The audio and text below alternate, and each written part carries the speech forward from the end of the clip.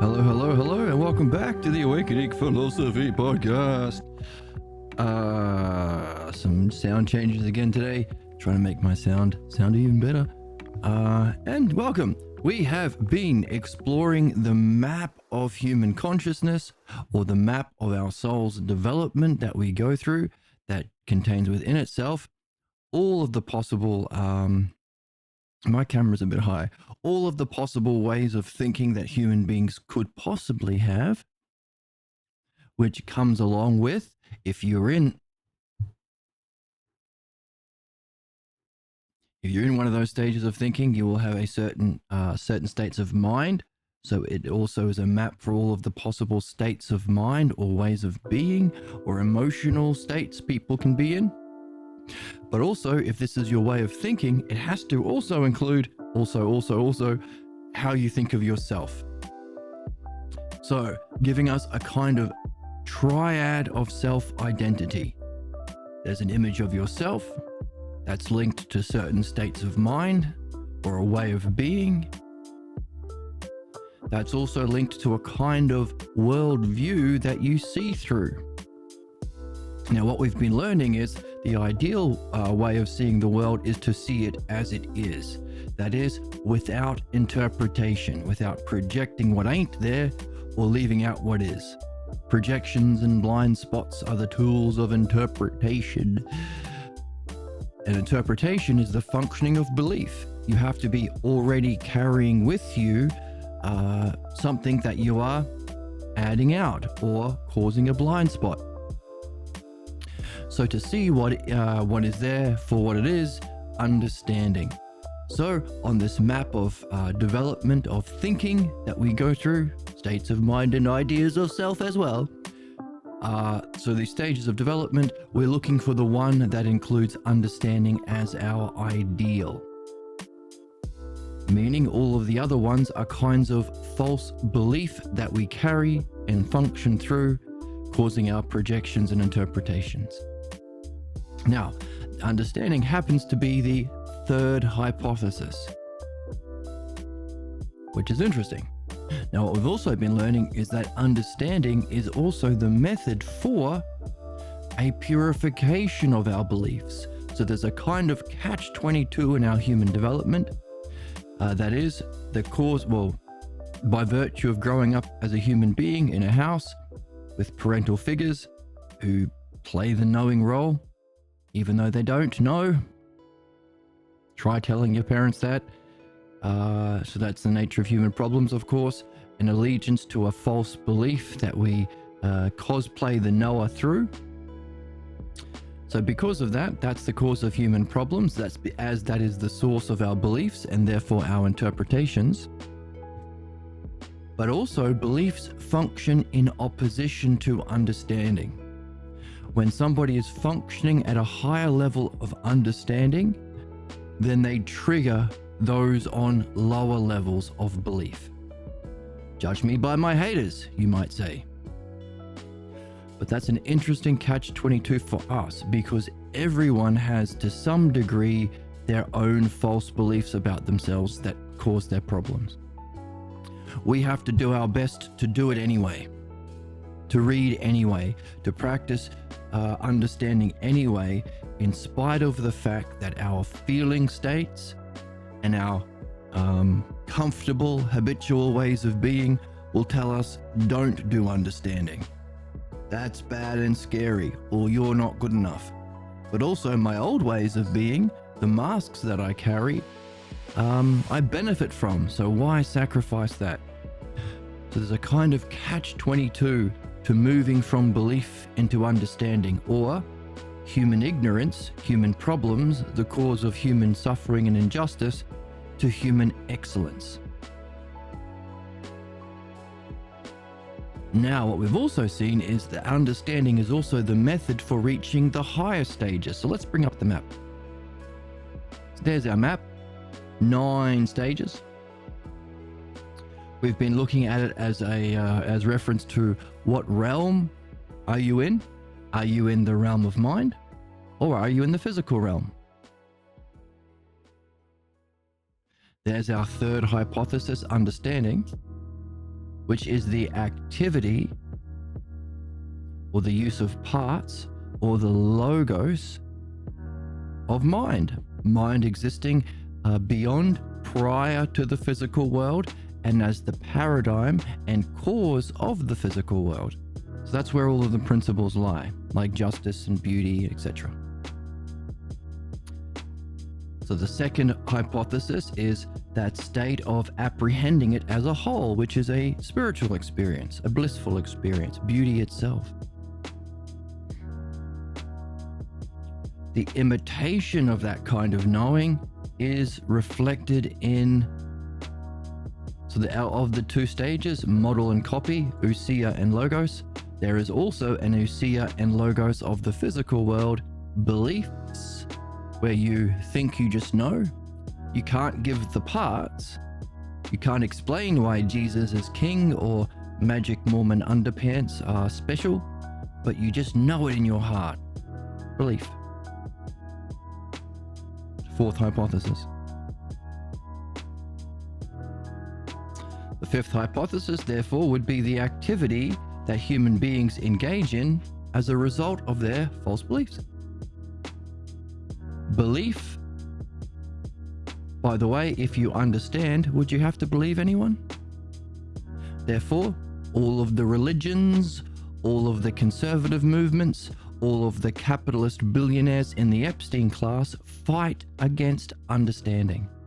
They shut down the schools, they defund, they ban the books, they defund education. They create perpetual war so that you don't have the time to develop understanding.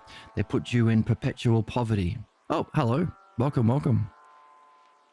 Welcome to Chatter. What the hell kind of a show is this? What is this, the comedy mothership? Sorry, yeah, we have jokes here like the comedy mothership, I guess, sometimes. So, understanding. Belief-based groups, be they MAGA, religion, capitalism, all of these things that are based on belief are function to teach you to fear understanding. Why did God make the world? Shut up. Go to hell if you ask that question. Those who haven't addressed their own personal beliefs might leave belief and claim there is no mind, there is no higher principle, there is no spiritual experiences. All you can ever know is through your physical senses, because the people who were talking about the divine were these fourth hypothesis belief idiots. That's the fifth hypothesis. So as an activity, as a consequence of your model, fifth hypothesis, materialists. Therefore, we can understand the nature of human ignorance as the fourth and fifth hypothesis that functions in opposition to our excellence, the second and third. Meaning we can understand wisdom, the direct apprehension of everything all at once, the spiritual enlightenment experience. Penultimate, there's two kinds of enlightenment. This is the first one. And of course, it's understanding. There are people who say, hang on a second, why are politicians allowed to do such harm?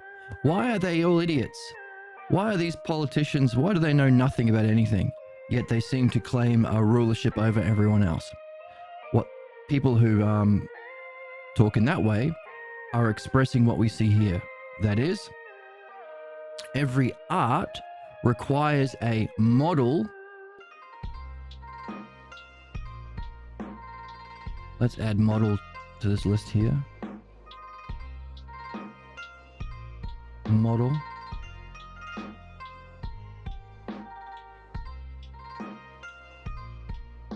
And its activity. I've got identity and activity, so let's get rid of identity and put model in. That might be a bit better.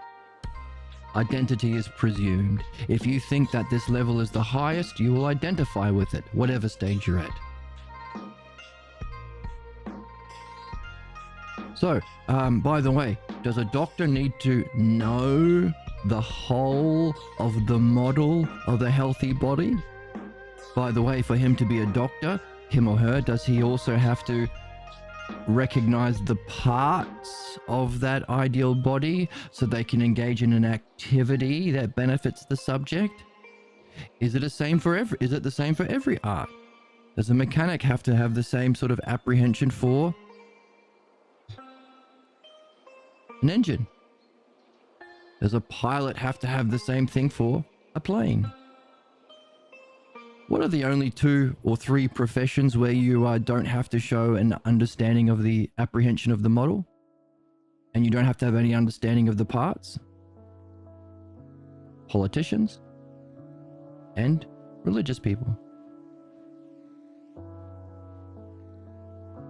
In fact, a lot of those people reject the idea. There is no knowable model. There is no truth of justice or how to run a city.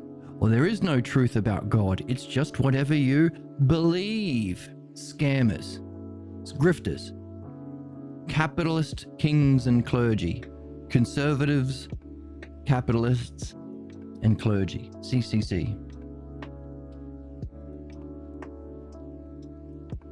So, the establishment right. 4th hypothesis, believers. The establishment left. 5th hypothesis, those that reject any true model so they can be corrupt, get their bag, sell out. So, as the fascists do fascist stuff, as the expression of what happens for all human beings if we stay in the 4th hypothesis, the Democrats show us what happens if people stay in the 5th and do not embrace their purpose and stay in ignorance. The 4th and 5th are in ignorance. Fascism takes over. There's no middle ground. You can't be a fence sitter. You're either playing your ignorance or you are doing your purpose and following the logos. Pathologos, ignorance, our false beliefs. Logos, the truth.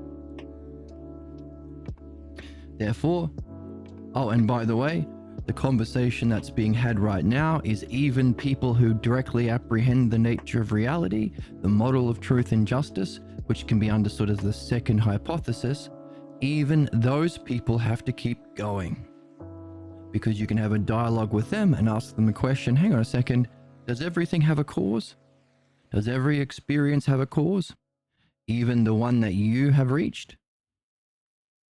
That's the conversation Socrates is having with Jesus about the movement from the penultimate to the ultimate spiritual state of being. From knowing the mind to knowing the self. From knowing the mind to knowing the self. Therefore, 4 steps is all you need to understand our purpose, wisdom, and the cause of our problems. Ignorance. What we've also seen is there are some positions which expand out the nature of ignorance. As we've been saying, human problems are a projection.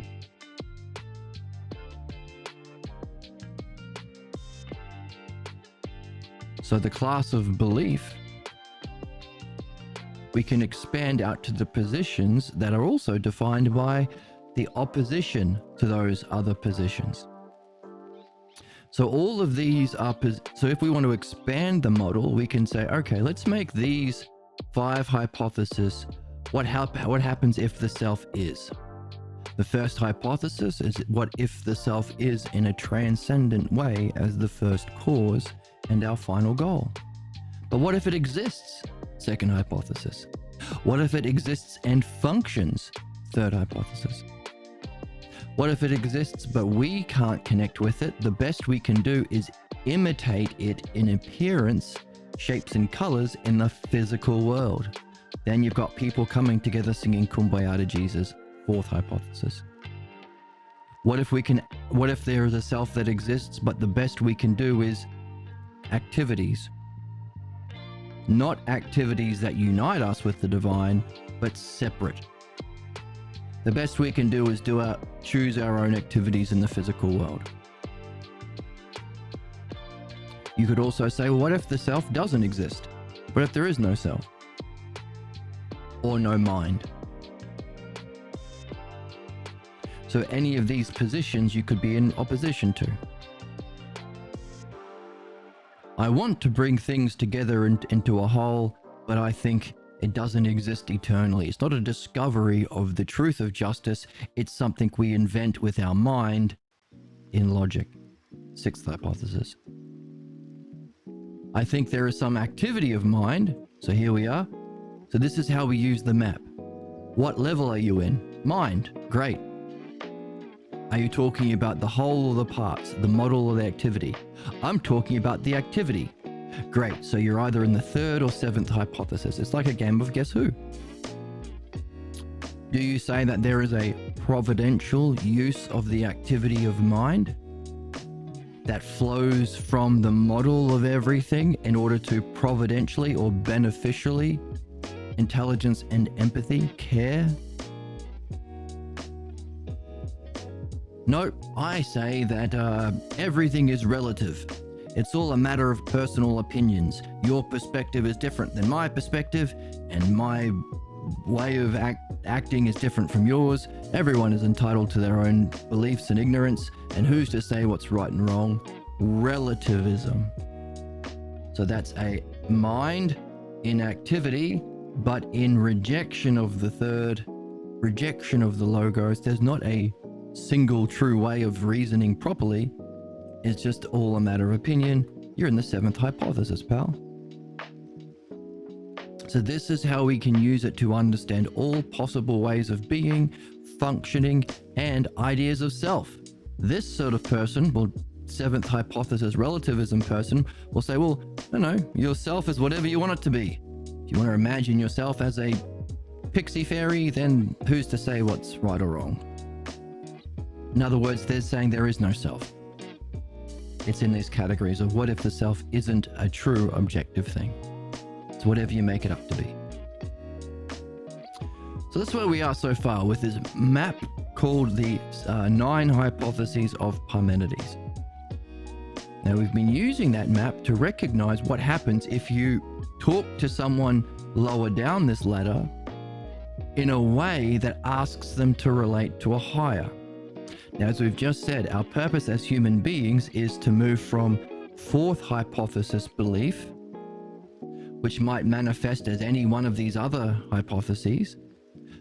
Therefore, you're not just in one. If you're in a belief, then you're in the fourth.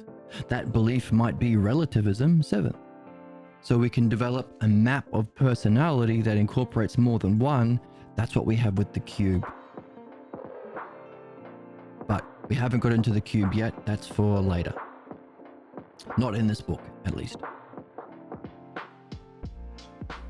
So our purpose for all of us, every single person has a meaning of life, has a purpose that we're here to fulfill. Removing of your problems, which are caused by fourth hypothesis beliefs. And that removal can only happen in a participation of actual understanding. Third hypothesis. So in effect, crossing this line. That's our purpose. Cross that line.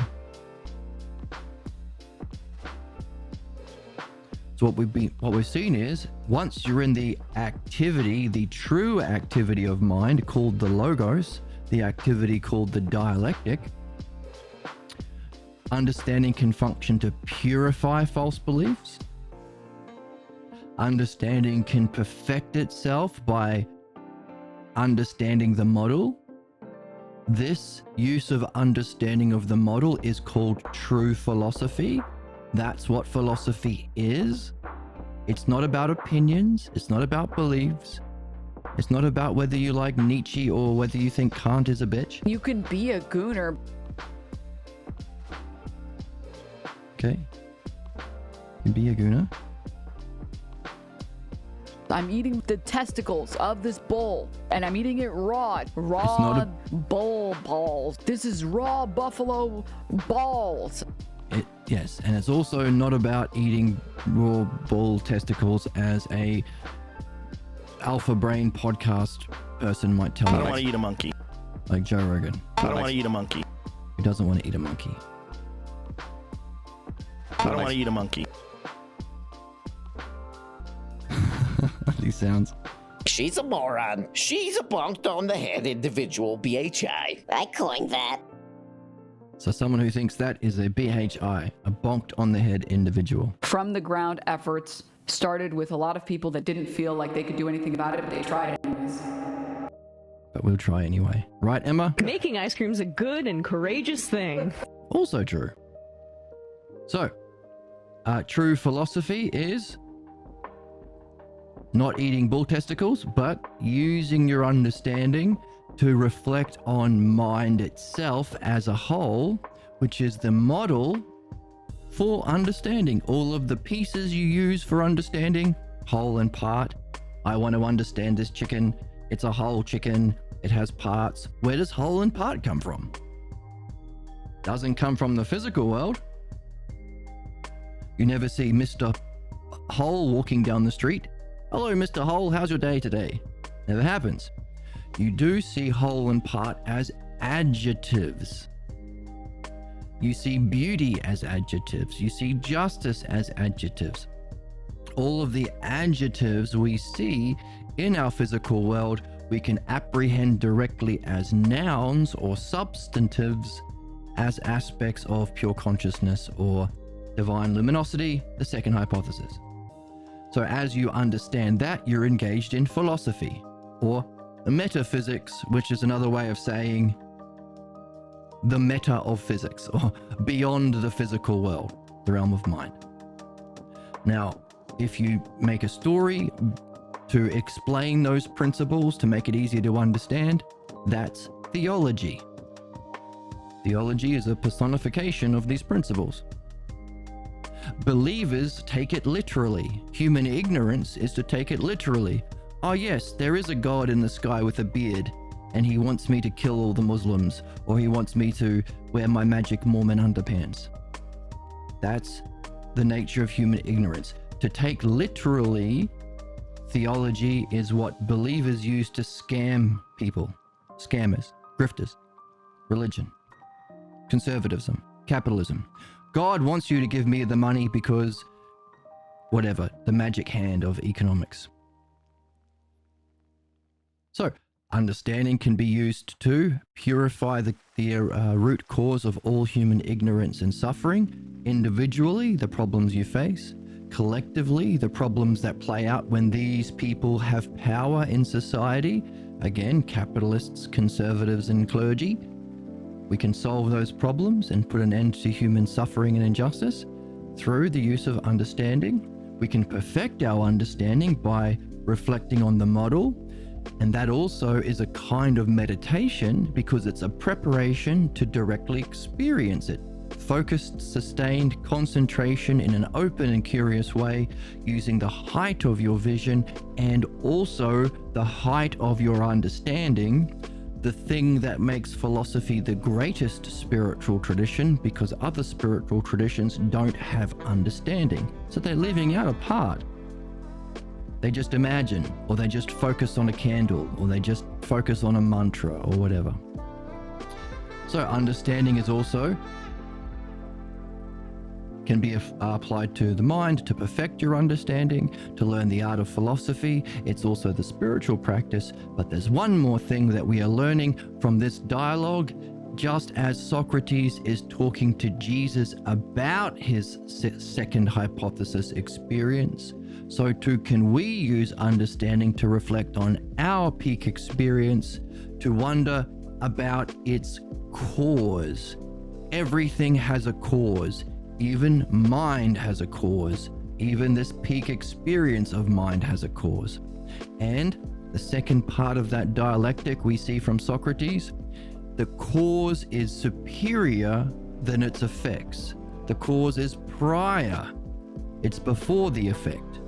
The cause is independent from the effect. You can destroy a painter's painting, but that doesn't affect the painter. Maybe it makes them sad, but you're not destroying the painter. It's independent from its creation. Meaning, even if you've reached this pinnacle of experience, there is a greater cause. Now, the next, the key part of the dialogue Socrates is having with Jesus is not only is this cause prior, superior, independent, but you can use your current position by experiencing its effects to wonder about the cause, because there's a principle of likeness. The artist's painting is like the artist. The fire makes things hot, and because the effect is like the cause. The ice cube makes the drink cold. the effect is like the cause. There's a likeness. As above, so below. So everything that we learn in using our understanding to perfect our understanding in philosophy, we can use as a metaphor or an analogy to wonder about the higher expression of that within what's above the mind, the self. The self sees the mind, but what's seeing? What's the seer? What's the first cause? The self. That's our ultimate goal, to know the self as the first cause. Isn't that interesting? I think it's neat. So, not only that, but everything we learn about how we use that model, that's an analogy, that's like the self. We also can learn about that by removing our problems, because the reason we believe what we believe is because somebody appeared in the physical world like beauty. Our parental figures appeared beautiful or strong or knowing. Therefore, we believe them because we were 4 years old. We didn't know any better. And you were stuck in that house. Just like conservatives, capitalists, and clergy, religious folk, try and keep you trapped within their authority. They're going to own all the houses, so you need to do what they say. If you want a place to live or you want food to eat, says the capitalists. You got to do what they say, otherwise ICE will come and throw you in concentration camps, says conservatives. You need to do what I say or else you'll go to hell, says the religious people. All these people are doing in institutions that are the cause of all human suffering, injustice, and savagery is imitating their parents. That's where they learned it. Just that simple. A fourth hypothesis, imitation of the second they got in the physical world by having to have parents when you were 3 years old. Therefore, that's the thing we have to address if we want to solve ICE, the subjugation of women under the guise of religion or conservatism or capitalism. All three like to abuse women. Putting an end to Epstein file bullshit. We have to address the fourth. If we don't, it will continue. If we do, we can create a better world. And same thing for you individually. You will also be repeating the cycles of your problems unless you address your unsuspected fourth hypothesis, pathologos, false beliefs about the self that you take for granted and becomes your mask. You live a life identifying with it, further entrenching yourself in that, which prevents you from being open to the second and third. As Socrates has said in the book that we're reading, when you have a glimpse of the second hypothesis, you might fear losing yourself, preventing you from going into it in greater depth. In fact, Socrates goes on and says that's the reason for your reincarnation. If everyone has a brilliant light experience when they die, your reincarnation is based on how far into it you got. That will determine your character, how intelligent and caring you are. Not only that, if this is a higher dimension of reality, mind, beyond the physical world, but you're still carrying a physical world image of yourself, then that will get in the way of you staying in that higher state and going beyond. Therefore, the reason for human reincarnation is to address a false image of the self that we are carrying that prevents our further spiritual progress in the higher dimensions of reality. So we're born into a family where we have John and Susie as our mummy and daddy that end up treating us in a way where we walk away having learnt an image of ourself that reflected that false image of the self we're here to address. So even in our problems, there's a kind of fairness or justice or intelligence to be seen. Meaning problems are in principle solvable. So that's neat. You don't have to kill anyone. You don't have to put concentration camps up. You don't have to bomb children. You don't have to starve people. You can solve all problems through using this simple map. No more war. No more inequality. No more subjugation of women. All we have to do is pay attention to this map and play the human game.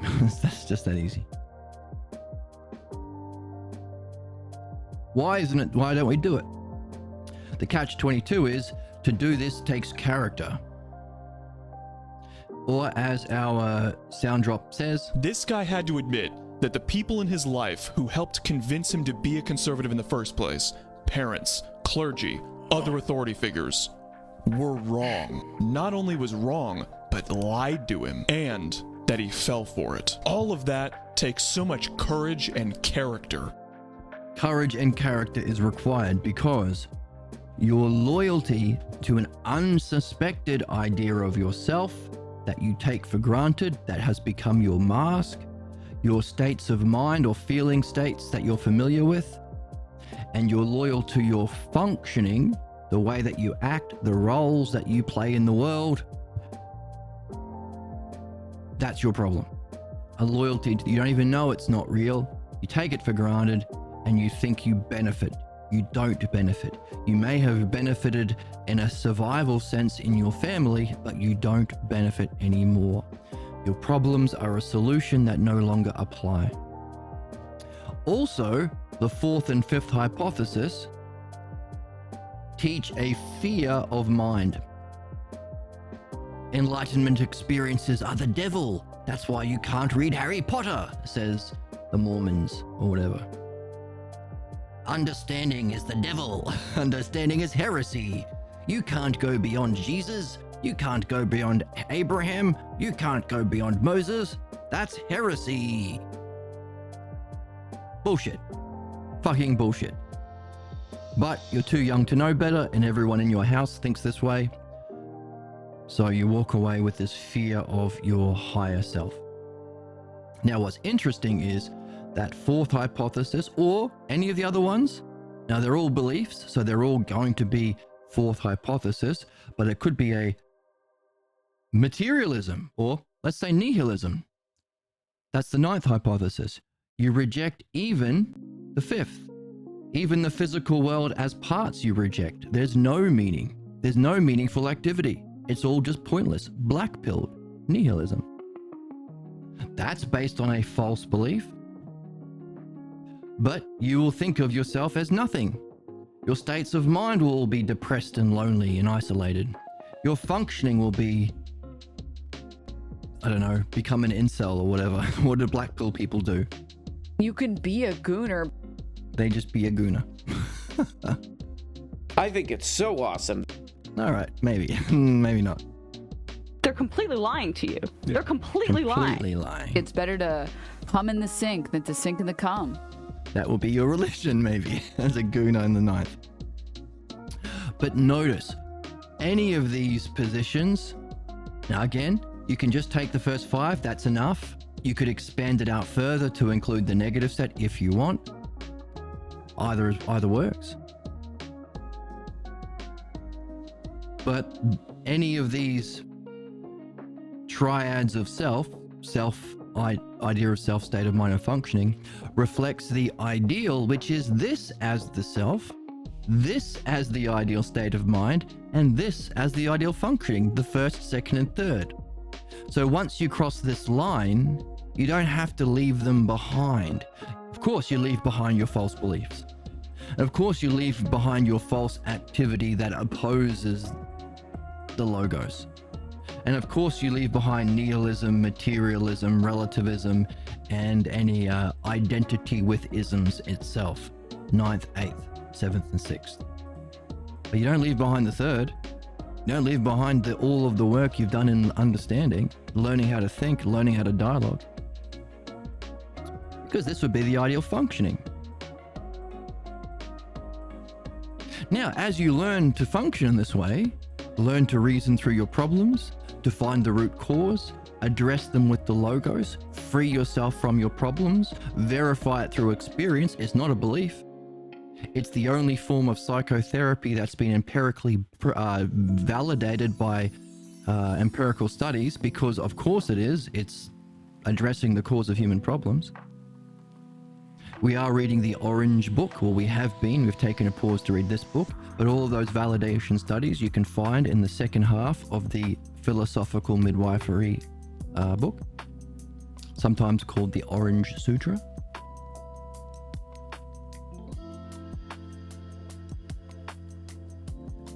So you can simply learn, as we're doing on this channel, learn the dialectic, learn the art of removing problems, philosophical midwifery, which Socrates is demonstrating for us in this book.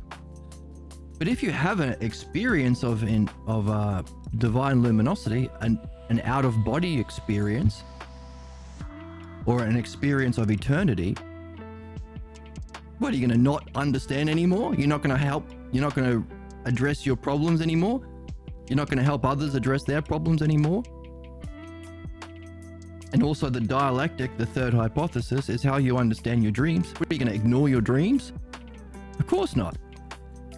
All it does, the greater you can have this experience, the more often you can have this experience, and the greater depth that you can endure of that profound experience, and the greater time you can spend in that experience, all that does is help you perfect your understanding, because it's the model of understanding. And as you wonder about the false beliefs about beauty, the greater you experience beauty itself, the easier it is to say, hey, my parents, when they shut me down, weren't beautiful at all.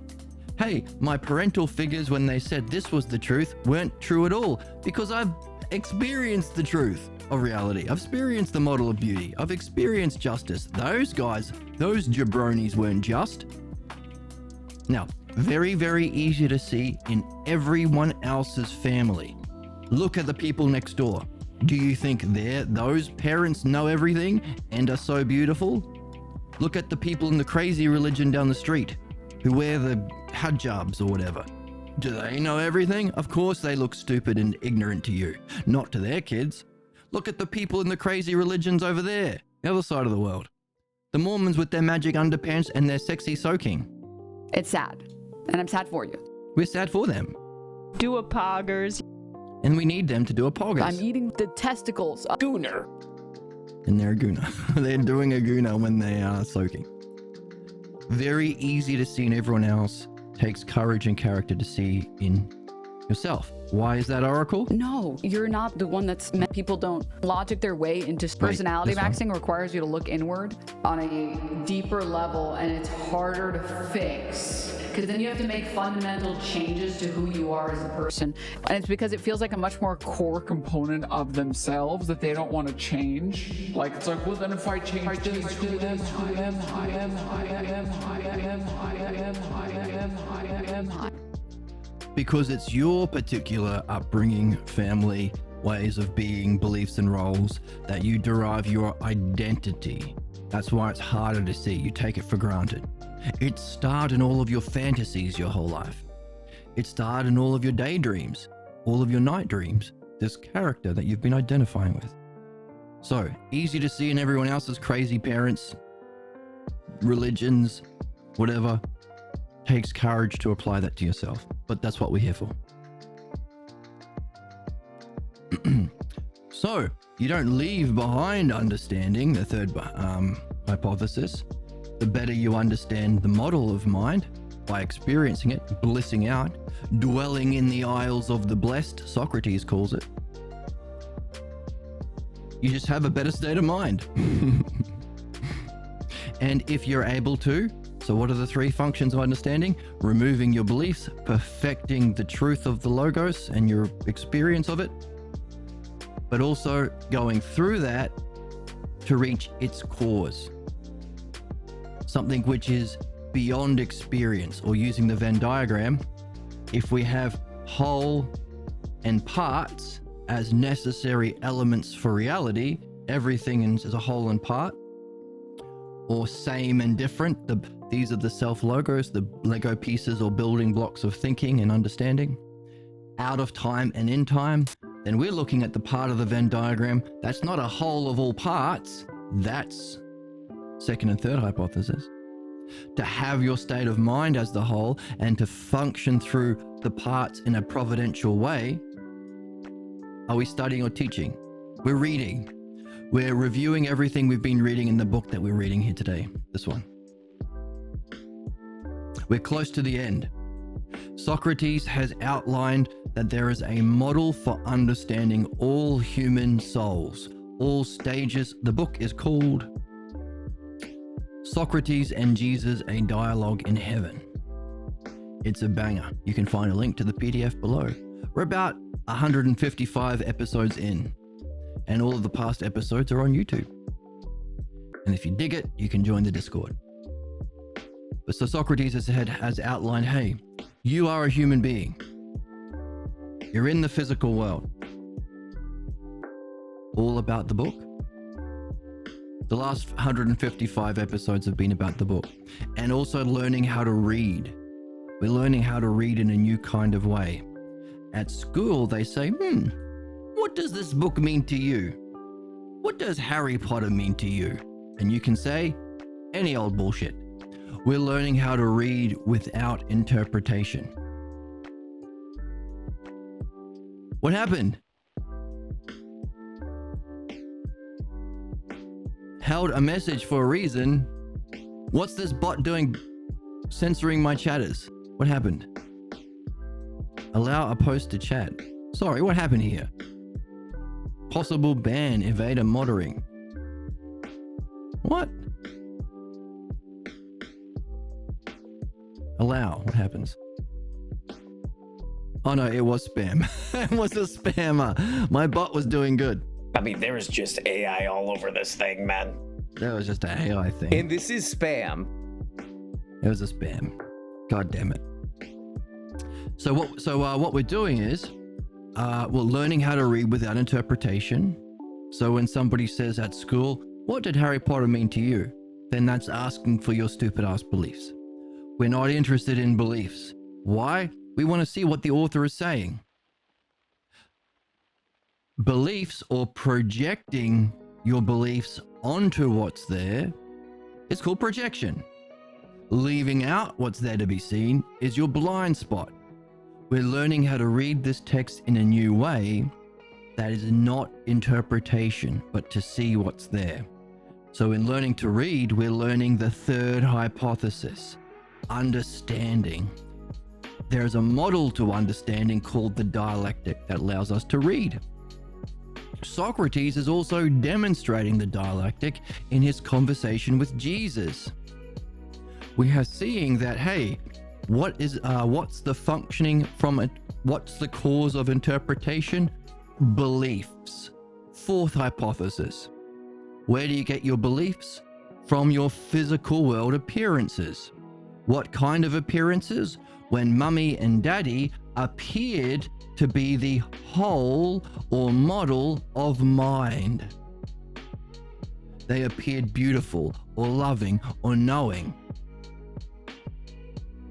That fourth hypothesis, appearance, is a distorted shadow of the direct experience of beauty, which is a non-physical experience of your mind turning away from your physical senses and experiencing itself all at once.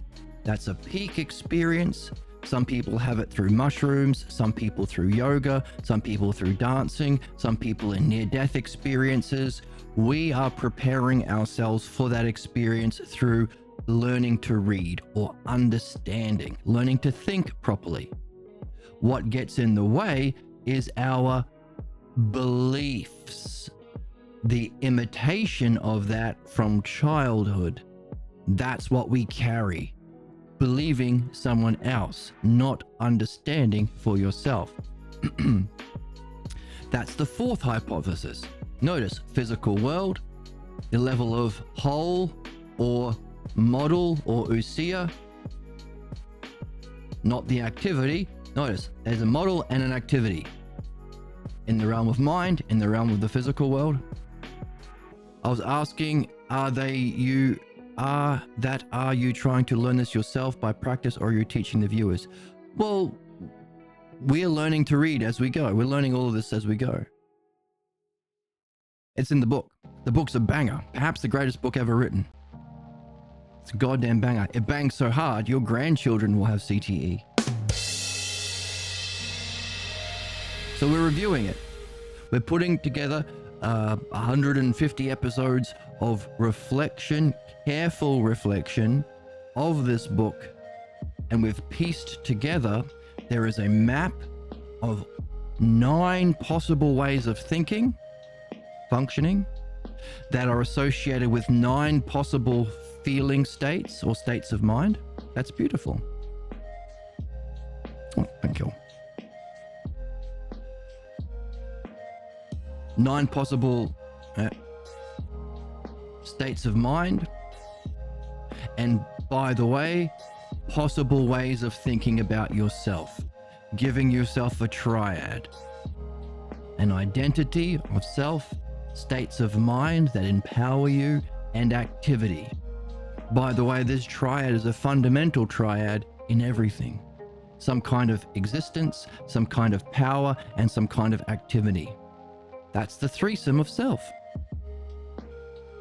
For instance, we talked about people who have their way of being defined by belief, which is to believe the appearance of the whole, not in the realm of mind, but in the physical realm, because our parents or our parental surrogates appeared beautiful, strong, knowing. All of those things are non-physical aspects of pure mind.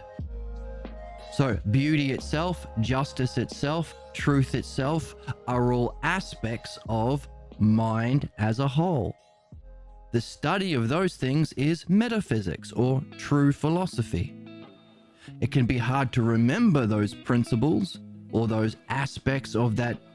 It's experienced as a oneness, but you can intellectually distinguish, hey, it was beautiful, or hey, it existed, or hey, it was real, or hey, everything was perfectly ordered in a just way. So that's true philosophy, the use of understanding third to nail down the aspects of the second. Also, it's a spiritual method because it prepares your mind to be open to receiving that illumination. Theology is taking those principles and making stories or myths about them. Religion is to take those myths literally, which is an ignorance. There's not a literal dude in the sky with a lightning bolt. That's stupid. You're stupid. You can be a gooner. You can be a gooner, but so long as you understand that these myths are analogies or metaphors to represent the principles inherent in mind. Now that mind, we're saying, is to have the whole and parts all at once, or in the Venn diagram of whole and part, same and different, like and unlike, all of the basic units of understanding and thinking. There is that overlap where you have the whole of all parts, or out of time that incorporates everything that can happen in time, or the paradigm of evolution. That's an understanding of the peak experience. And what Socrates is saying, hey, by the way, even that has a cause. So now what we're doing is understanding the first hypothesis. If this is our ideal state of mind, if this is our ideal functioning, then we don't leave them behind, but we take them together to reach our ideal, the true self-identity. So that triad of self that we have as a belief, or any one of these lesser hypotheses, nihilism, materialism, relativism, all of this stuff, if you're stuck there, then you will think that's yourself. You will have your ups and downs, states of mind. You will have your interpretation. What we are seeing is the actual true triad is the first, second, and third. Your state of mind, or this true self, is the first. Notice doesn't touch the physical world. It's transcendent. It's that part of the Venn diagram here that is out of time, that never is in time. Or it's a whole that never has parts. Your state of mind is the whole of all parts, ideally. That's the second hypothesis.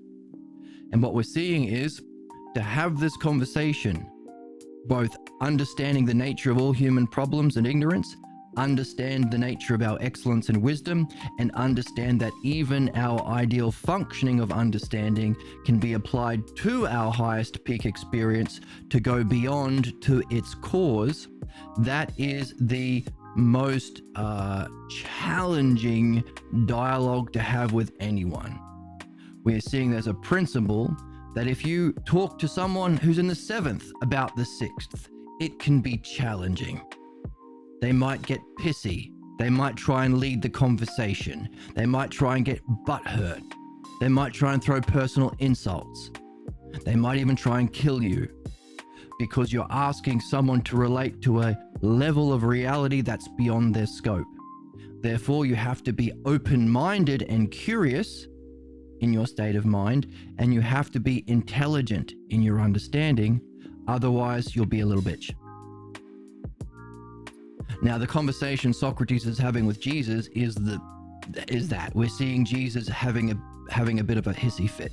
Jesus is being triggered because his peak experience that he is identifying with, that he called heaven as a metaphor, isn't even the end. That's where we are. Let me catch up and chat. Read, brother. Hey, don't tell me when to read. I'll read when I'm good and ready. There is another ancient book. It's written about 5,000 years of dialogue. It talks about 108 ways of attaining enlightenment. Ooh, interesting. And it says whatever humans do in the world to form and execute actions towards knowing self will always be within the 800, the 108, and nothing outside it. It gives those 108 ways in a simple lines, I believe. That is so cool. Interesting. So I would ask, what is the principle behind 108? Like, why 108? And what is the principle that allowed the author to declare that there was only 108? Methods. What we are seeing is that there is a single method above all: understanding. Dialectic. One ring to rule them all. And we're understanding it's a kind of culmination of all of the other ones. For instance, we talked about understanding, focused attention on the dialectic, on an aspect of mind, with a curious, open state of mind, reflecting on it with your friends, using what you're reading, not your own beliefs, so separating from your ignorance, using your highest understanding. Not a lot of spiritual traditions use understanding as well. So it kind of brings everything together, like the Infinity Gauntlet brings all of the rings together. But I am curious about your book that explains 108 ways. Have you understood why it's 108? For instance, we have 9 maps of possible ways of thinking humans can have. And to understand it for ourselves, we've broken it down into 3 dimensions of reality: self, mind, and the physical world. And within those 3 dimensions, we've separated them into model and activity, whole and part, second and third, fourth and fifth. We've broken it down even further to include positions that are in opposition to them. For example, in the realm of parts in the physical world, 5th hypothesis. To deny even the existence of parts, 9th, nihilism. There aren't even parts. It's all the matrix. It's all delusion. In the chat, it also says there are 112 ways, but the last 4 are for beings outside the physical. And the author has said it is 108 because that's how much material world was limited with. Actually, there are infinity. But what human beings can perceive are 108 ways. And 4 for spiritual beings, and then for beings beyond that, ways can't be constructed in numbers. That's an interesting idea. Now, could be garbage, right? How do we take this idea and verify for ourselves whether or not it's true? Because it could just be a trick, scam, He could just be making it up. Would we have to be able to reason through the steps of his logic and reasoning to reach the exact same conclusion he has come to? Would that be necessary? Otherwise, we're just dummies believing some dummy. And then Joe Rogan can come along and tell us to eat a monkey. I don't want to eat a monkey. Kant would say some fucking bullshit. Well, Kant would say some other bullshit. How do we know what's true? Would we have to, in principle, learn to reason through the steps of the argument to see that the conclusion is necessary? That would be the dialectic. Would we have to also verify for ourselves in direct experience the legitimacy of what we've reasoned? And would we have to see that that reasoning itself reflects analogously a higher principle of truth, the same way understanding, third hypothesis, reflects the second? And in the conversation Socrates is having with Jesus, even the second reflects the principles of a higher truth from the self. The thing about this map is we're understanding the two kinds of enlightenment states. We're understanding how we can prove it and verify it without belief.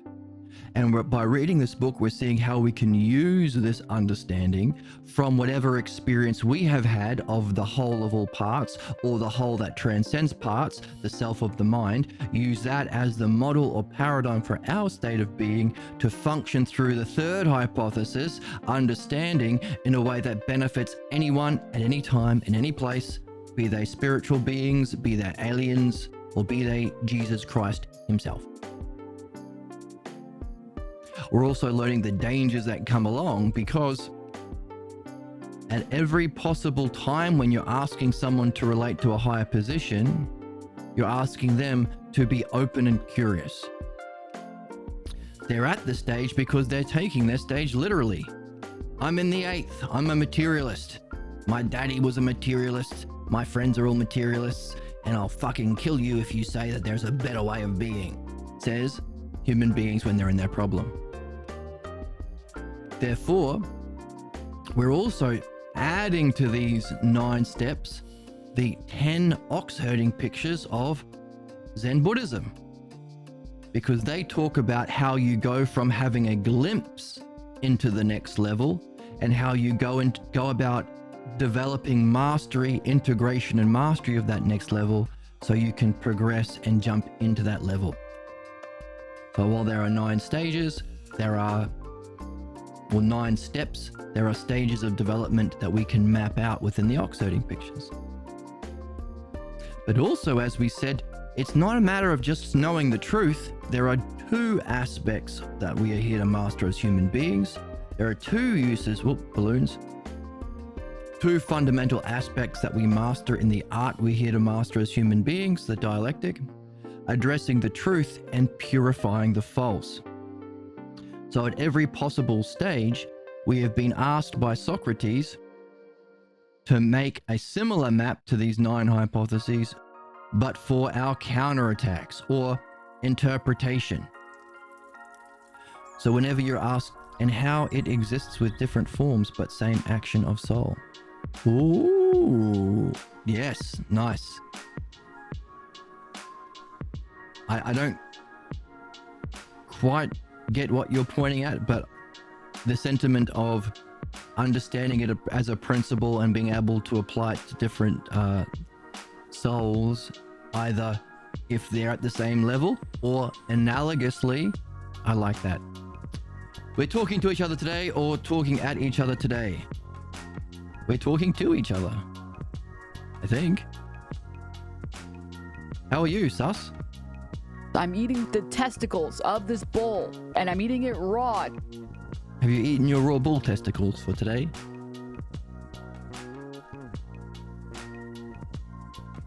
I ate a steak. I'm stupid. I'm drunk all the time, you know. I'm just like you. Hey. Have you eaten a steak? Because if you want to talk at me, please in the form of yelling so I can call you senpai. No, naughty student. I shall whack you with my bamboo stick. until you learn the principles of meditation. That is the only way you learn, because I'm just asking for some Gunnar Menskin. It just seems right. It just seems fair. because you've been asking for Gunnar Menskin and you're naughty. They're secretly turned on by it. He's so far up his own ass. Don't be turned on by me whacking you with the bamboo stick. Yes, I got the text. Let me read it. Aye, Captain. Don't eat meat, Captain. What the hell's wrong with you people? Sick freaks. Senpai. Senpai. If you don't know, now you know. Now you know. All right, let me catch up with the chat. It's not a proposal, but it's an observation of happening within the physical of why things happen the way they are. It's an observation of the roads which leads. All 108 are like the most basic forms of all actions. Most actions are constructive and combinations of these 108 ways.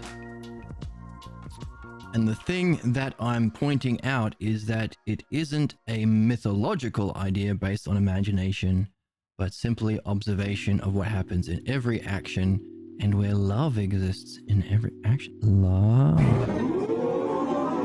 Ooh, love.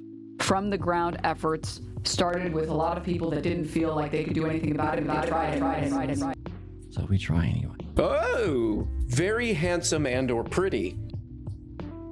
So what did he observe to realize that there were 808 basic forms of action? And was there a structure? See, one of the things we're learning about how to read as we've been going through this book is not only getting the specifics of what Socrates is saying, but is there a structure behind his thinking? Why has he led all conversations in this way? Why has he led the dialogue in this way? And why is he going to respond to Jesus differently now that he's triggered? So what are those 108 things, or rather 108 is a big number. Can you break it down to one or two principles that expand out into 108? Just like we started with 3 levels, 1, 2, 3, self, mind, and the physical. Or we started with 1 principle. Everything is either a whole and a part, a combination of whole and part. Everything you've ever seen has been the same as something, but different in that it's a different thing. So either in time or out of time, to bring together a map of fundamental units of thought. Now we can combine whole and part in a Venn diagram. You can have a whole of all parts. You can have a part on its own, but you can even have an idea of whole that's different. If there wasn't this part, a whole that's not parts, there wouldn't be 2 different ideas. Let me scroll through some in the chat. Did you go to the gym today? I'm just asking for some Gunnar Menskin. It just seems right. It just seems fair. I had to be fair and give you some Gunnar Menskins, so I get the viewers. Drop the attitude, man. Whoops. Sorry about that. I'm pink now. Pink? Making ice cream's a good and courageous thing. How are you changing colors? See the dots near the little smiley thing? Dots near the smiley thing.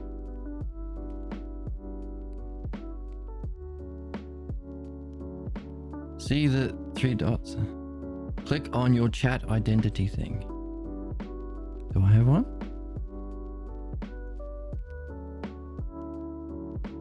Right, so whole and parts, etc., etc.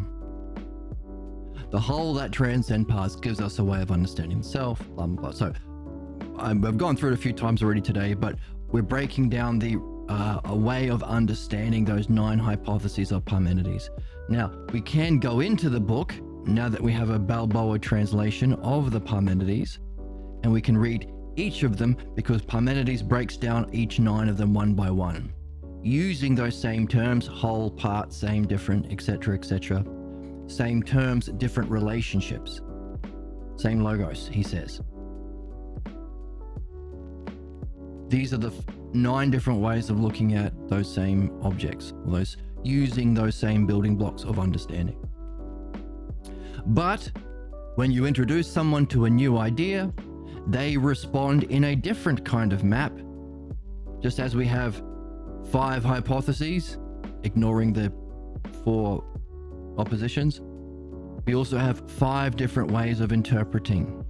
So Socrates is asking us to do our own 9 hypotheses, these 5 and their counterattacks and their oppositions. If you share a new idea, people will try and reject that new idea, offer their alternative beliefs, maybe take a part of the new and add it to their old beliefs, try and unify their old beliefs with the new idea, or finally accept the new for what it is.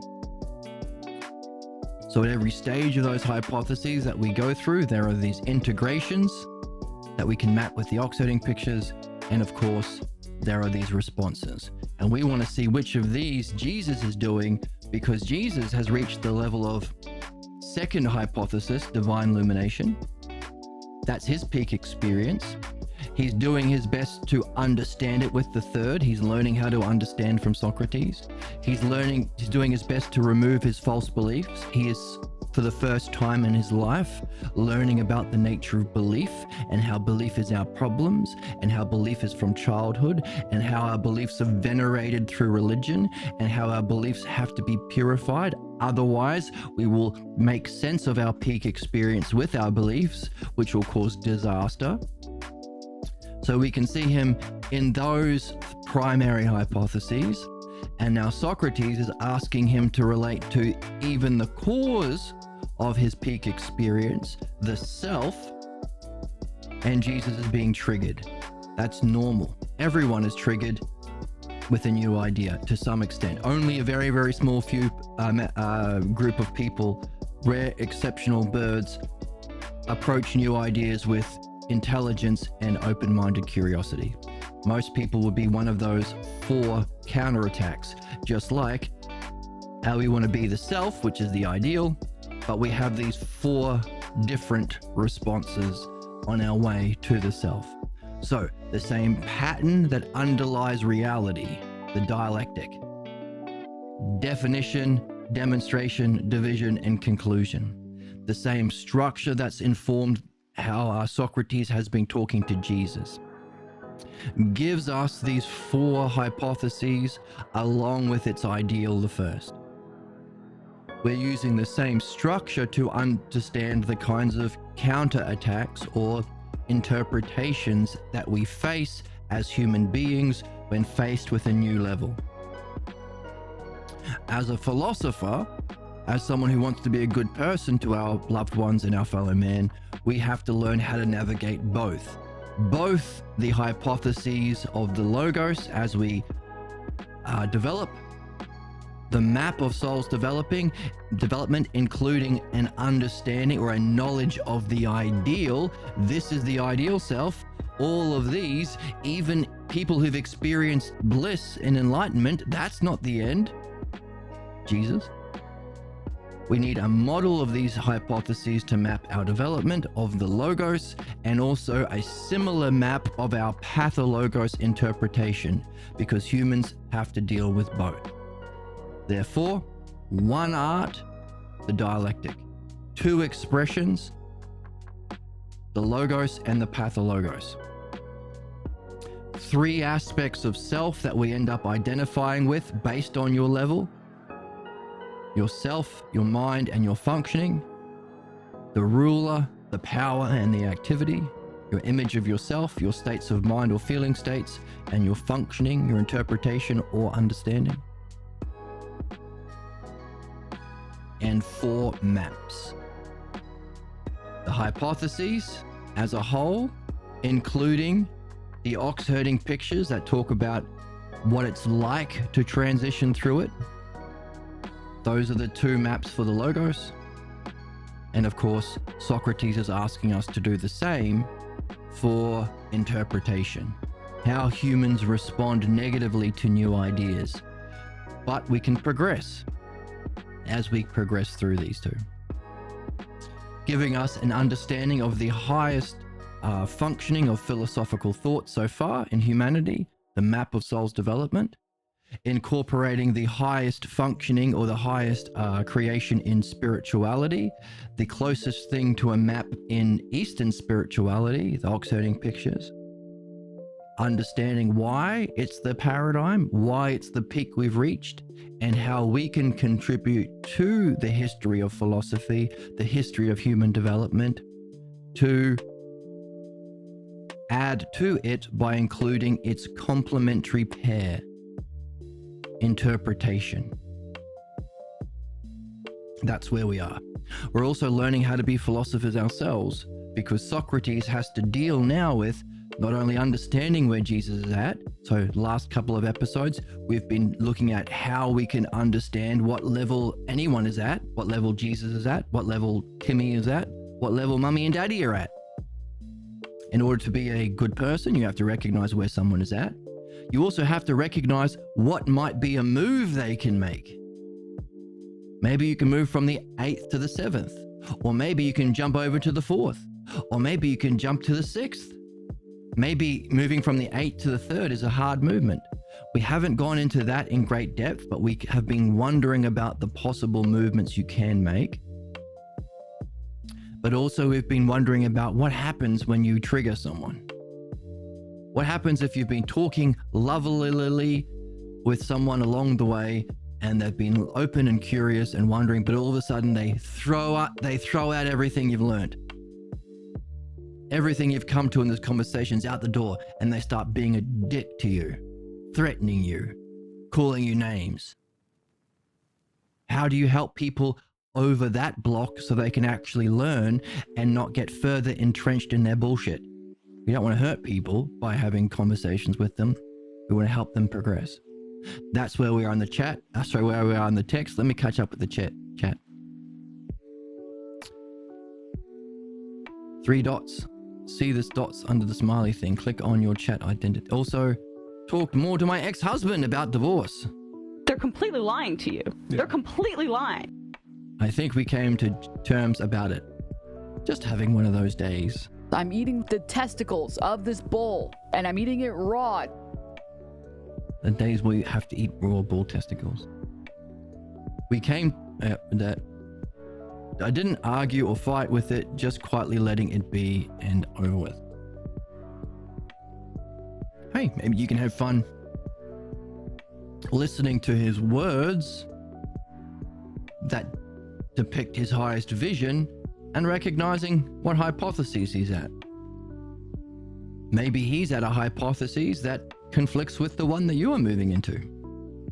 And maybe his way of being reflects your 4th hypothesis belief model of beauty and justice and excellence that made you attracted to him in the first place, so that you can see for yourself that even your relationship dramas could be messages from the first hypothesis self through the paradigm of true reality to teach you about your 4th hypothesis physical world beliefs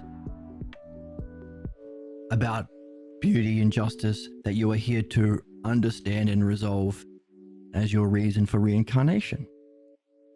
Maybe. There's only one message, says Ghost. Only one consciousness. Only one that exists in 408 ways and then constructs the physical world.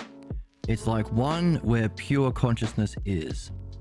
So pure consciousness for us would be the 2nd hypothesis. A oneness of parts. And then 108 ways that physical practices that the one consciousness, like milk is consciousness, and the dishes you make with the milk and raw dishes with it. Limitations are 108. And physical do it practice and reach the consciousness which is always non-separate and non-realized. So how do we take that? How do we verify that it's not ignorance?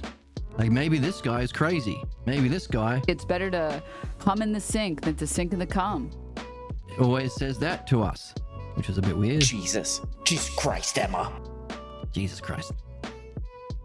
In other words, you've stated a definition of an idea. Fine. Now, for me, it's just a belief.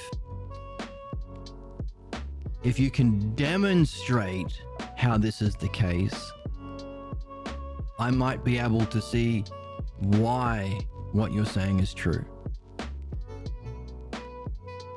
So that's the movement from, here is a definition. Here is my definition. This is the dialectic. This is the thing we're here to learn as human beings, according to the book and Socrates. Definition. Here's my idea. There are 108 milk cups, etc. Now, I'm not with you. I don't understand that. I don't believe that already. So I say no. Your job is to give a demonstration. How does that function? Give an example of that, a demonstration of that. Notice, definition is the idea itself in relation to itself. An example would be how that definition functions. So your job would be to give me an example of why that's the case.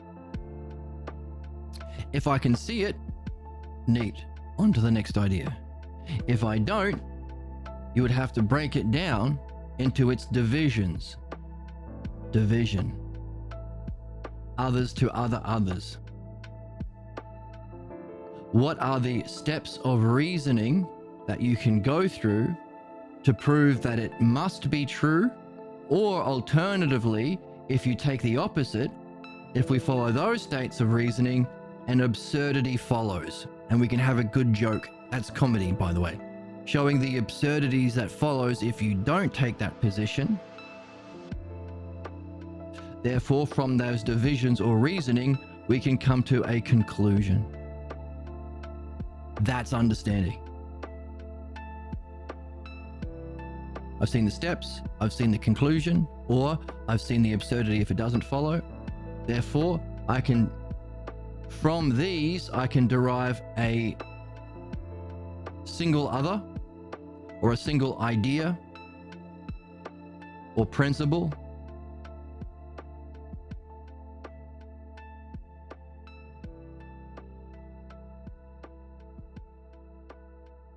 That I can take back to the first self,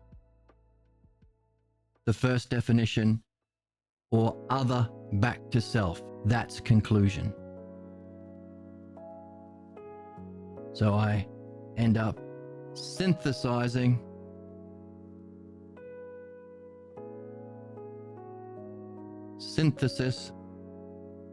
synthesizing these ideas into a single other that I can analyze, or synthesize into a single other that I can relate back to the self, other back to self. That's how you would go about sharing this brilliant insight that you've got, and that's super, super meaningful to you. Otherwise, you'll just say, hey, there are 108 milk toast, and there's one milk to rule them all. And then someone goes, what the hell are you talking about? Don't you get it? Don't you want to know all 108 possible ways to enlightenment? So you can know which one to take for yourself? Don't waste your time. It's super important. You'll benefit from it. It's not going to be useful unless you can communicate it to the other person. The dialectic is the steps you could go about taking somebody through those chains of those steps of reasoning. That's what Socrates has been demonstrating all the way through this book. How to use the dialectic to guide someone through the steps of reasoning. Now we could go even further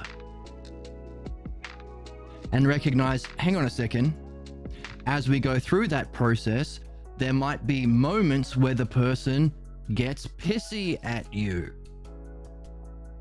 That's so if this is the truth, then it's the logos. We have pathologos, or our old beliefs fight back against new understanding. That's the conflict that human beings are going through in our purpose to move from beliefs into understanding. Beliefs, as we've seen a million times in this channel, are the cause of human problems.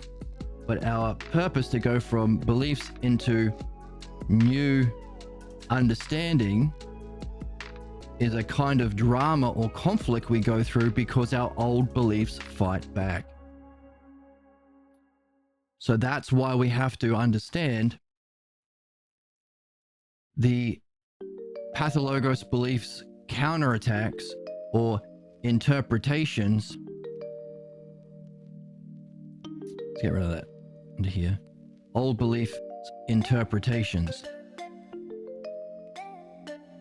that human beings will go through as you share with them this new idea about 180 cups of milk. Interpretations. Socrates says, just as there are 4 stages of the dialectic and its single cause above them, 5, so too is there the ideal, just accepting the new truth as the ideal, and 4, so that's number 1, and 1, 2, 3, 4 kinds of interpretations where our old beliefs fight back in some way. Recognizing that and helping people navigate through those interpretations as you share the super important idea will be very helpful for you to help people along the way. The next step is realizing, hang on a second, here you are talking about pure consciousness as a oneness. You better recognize that you are talking about the second hypothesis. That's the whole of mind as pure consciousness. Meaning, the better you understand the second hypothesis, the better you'll be able to talk about it. Maybe the idea of consciousness isn't a word they're familiar with, but maybe mind is. Or maybe self-reflection is an idea they're familiar with.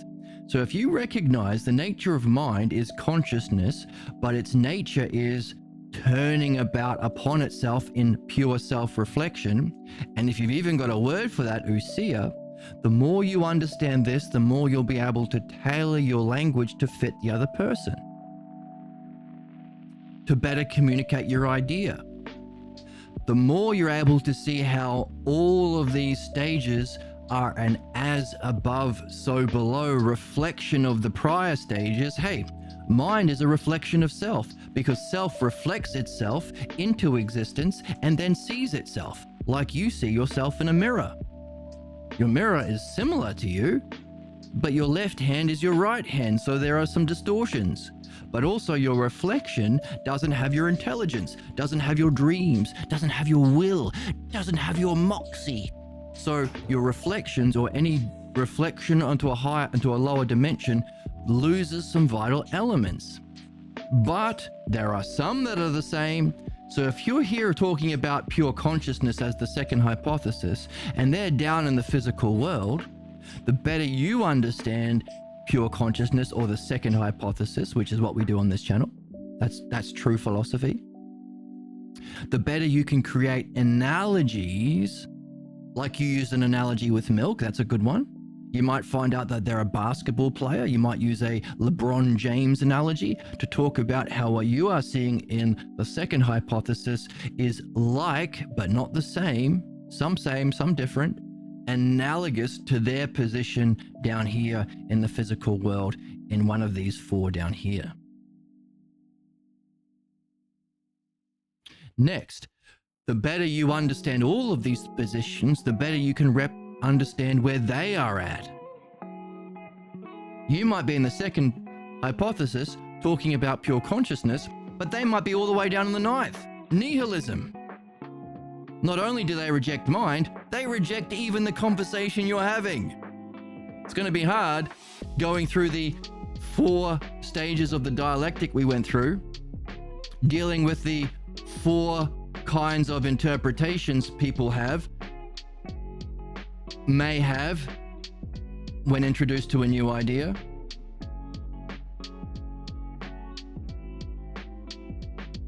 If their position is a fundamental rejection of any meaningful activity in the physical world. The ninth hypothesis is in the physical world. The ninth hypothesis isn't about the whole. It's about parts. And the ninth hypothesis is a rejection of any meaningful parts or activity. Parts, activity, logos, meaning. There's no meaningful activity in the physical world. It's all just delusion deluding the deluded, bro. Nihilism.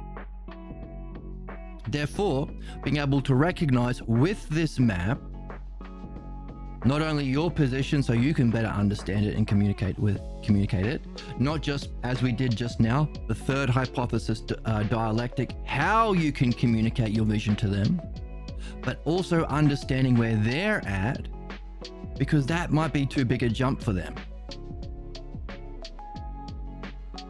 Someone in the ninth hypothesis, maybe bringing them to the eighth is a good first step. If they don't think there's anything, maybe a conversation that leads them to, hey, they're still in the physical world, they're not in level of mind yet, but they're not rejecting parts, they're rejecting the whole. So maybe, hey, there is a physical world, but it's all just physical things. We're all just atoms, we're all quarks and quantum nuclei. We're all just space dust, but at least there's space dust. Or maybe because ninth is a rejection of the fifth, Socrates has been saying, hey, if you really understand any of these negative hypotheses, you'll see how it proves the existence of the very thing that they are in opposition to. So a ninth hypothesis nihilist may have never met someone who has related to them in a kind way. Someone who is happy with understanding and uses that understanding to relate to them without trying to scam them like a capitalist in the eighth hypothesis, or abuse them like a Epstein conservative religious capitalist person in the fourth hypothesis. So maybe your very existence of using understanding to relate to them as a friend, not insisting on your beliefs, but taking them through the steps of the dialectic as we've outlined. Maybe your own existence is a challenge to their worldview. And maybe after that conversation, you can say, hey, were we two different people? Sure. Was there some activity we engaged in the physical world that was fun? Well, I guess so. Well, at least there's that. Bringing them out of the ninth hypothesis, nihilism, into the third. Socrates has said in the book that we're reading, that's the purpose of all of these negative hypotheses. If you fully understand them, you can move to its opposite. So you can skip 8, 7, 6 and jump into the fifth. Wall hack. You can do a wall hack in the video game and jump up a level or skip a few levels. But there are also certain positions where we require another person. Certain positions you can't get out of without someone coming along like a philosopher and engaging with them in this way. Therefore, another reason why it's important for us to nail down our vision, but also nail down understanding.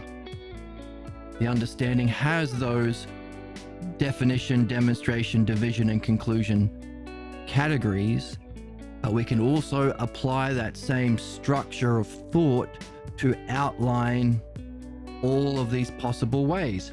Because the dialectic, you could say, if beauty exists, what would it be self to itself? How would it function to others? How do others in the physical world relate to each other? And finally, having gone through this activity, how do those others as parts in the physical world relate back to the self? Back to beauty itself as a subject.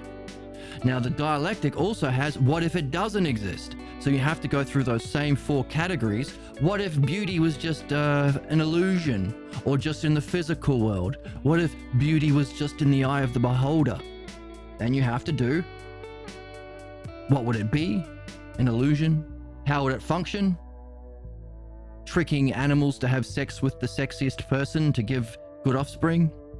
How do others relate to each other in the physical world if beauty is just a scam? Tricking people to buy Coca-Cola? How do people having been affected by that relate back to beauty? Well, we nihilist. There's no beauty. It's all garbage. It's all just marketing. 2 different universes. One if beauty exists, one if it doesn't. As a result, you can see the necessity for one and the absurdity of the other. By the way, the best thing to do is use the terms and the ideas in the book you're reading. So you're not just doing a dialectic on your own beliefs, but that's why we read Pierre Grimes and Socrates. They're people who've gone through this map, mastered the logos, and they're giving us clues about these stages so that we can... That's what we're doing today. We're taking all of the clues from the book, the questions that are unanswered, and the terms, organizing them with the dialectic structure, because that's the structure of understanding itself. By doing that, we confirm for ourselves that the dialectic is used to explore ideas. The dialectic can map the 4 kinds of ways people will interpret. The dialectic can map the hypotheses of Parmenides, all the possible ways of thinking about reality. So we are bringing the pieces together, proving for ourselves through reason, reflection A, and B, confirming an experience.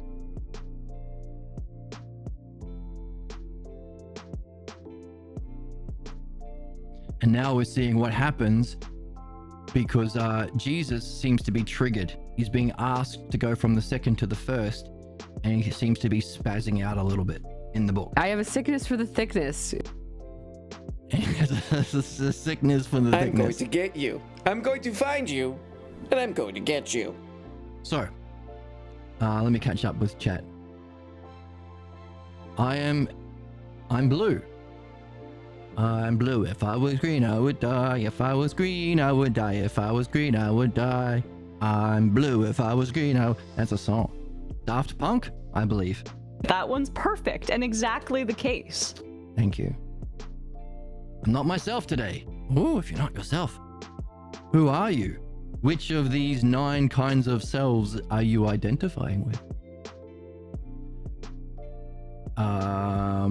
Blue. Yes. Blue. Woohoo. I was still red. Embarrassing. Wow. That's you being embarrassed. Get the fuck out. Get the fuck out. Summoning Cthulhu in chat. Gooners. That's a Gooner thing to do, maybe. It's a guy whose head appears to be on backwards, and then a half lady. What does that mean? We are always ourselves and never us. I mean, you'll have to know what 108 are even talking about it, I guess, without context. How will you even confirm? Right. And by the way, if you understand not just the 108 parts, circle, parts, but understand how those parts fit into the whole, you might be able to break down from scratch why there has to be necessarily 108. That's the significance of not knowing, not just memorizing the parts, but understanding the structure behind the thought of the person you're talking to. That's why the dialectic is so important. It's the structure behind the thinking of Socrates, Parmenides, Diotima, 3 masters of the logos, Pierre Grimes. The 4 that I've seen probably have only 4 that have existed. And it's fun. If you know how the parts fit together, you can make up your own, make up analogies. Analogies are how we play. Where's the joy? Where's the whimsy? Where's the childlike wonder? That's where the childlike wonder is, dude. I think it's so awesome. Yeah, it is. Can you explain to me? Hopefully you're still here. I answered your last, well, responded to your last idea for like 20 minutes, so hopefully you're still here. Can you explain to me what the difference between happening and not happening? I don't know. Could we use our model? What are our building blocks of thought that we could perhaps use to address this question? Let's look at it on the board. What are the basic units, the Lego pieces? Here we go.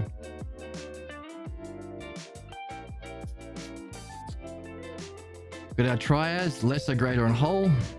So we can come up with a false answer, a true answer, or the principle of a true answer, which would be even higher. If we answer this question, it could be beautiful in the greater sense, reflecting the beauty of pure consciousness. Or it could be beautiful or good or beneficial or excellent. These are the single terms that reflect the ultimate, reflecting an even higher transcendent beauty of the self. So those it could be, or we could talk about its lesser expression, it happening in the physical world. What units of duads do we have? Whole and part, same, different. All right, so happening, if it happens, if something's happening, it's either happening in time or out of time. So if it's out of time, it's happening in the self or it's happening in mind. If it's in time, it's happening in the physical world down here, or maybe as an experience in here, because in time is this part as well. So that's where it would happen. So in the physical world, sure. Happening in the physical world. By the way, there has been a section of this book where Socrates says, hey, you know how those the model, the greater model of mind or the ultimate model of self, which is either a whole that transcends parts or a whole of all parts, you know how that paradigm, the whole of all parts, the model, you know how it creates the physical world? That's also the third hypothesis. What's the third hypothesis?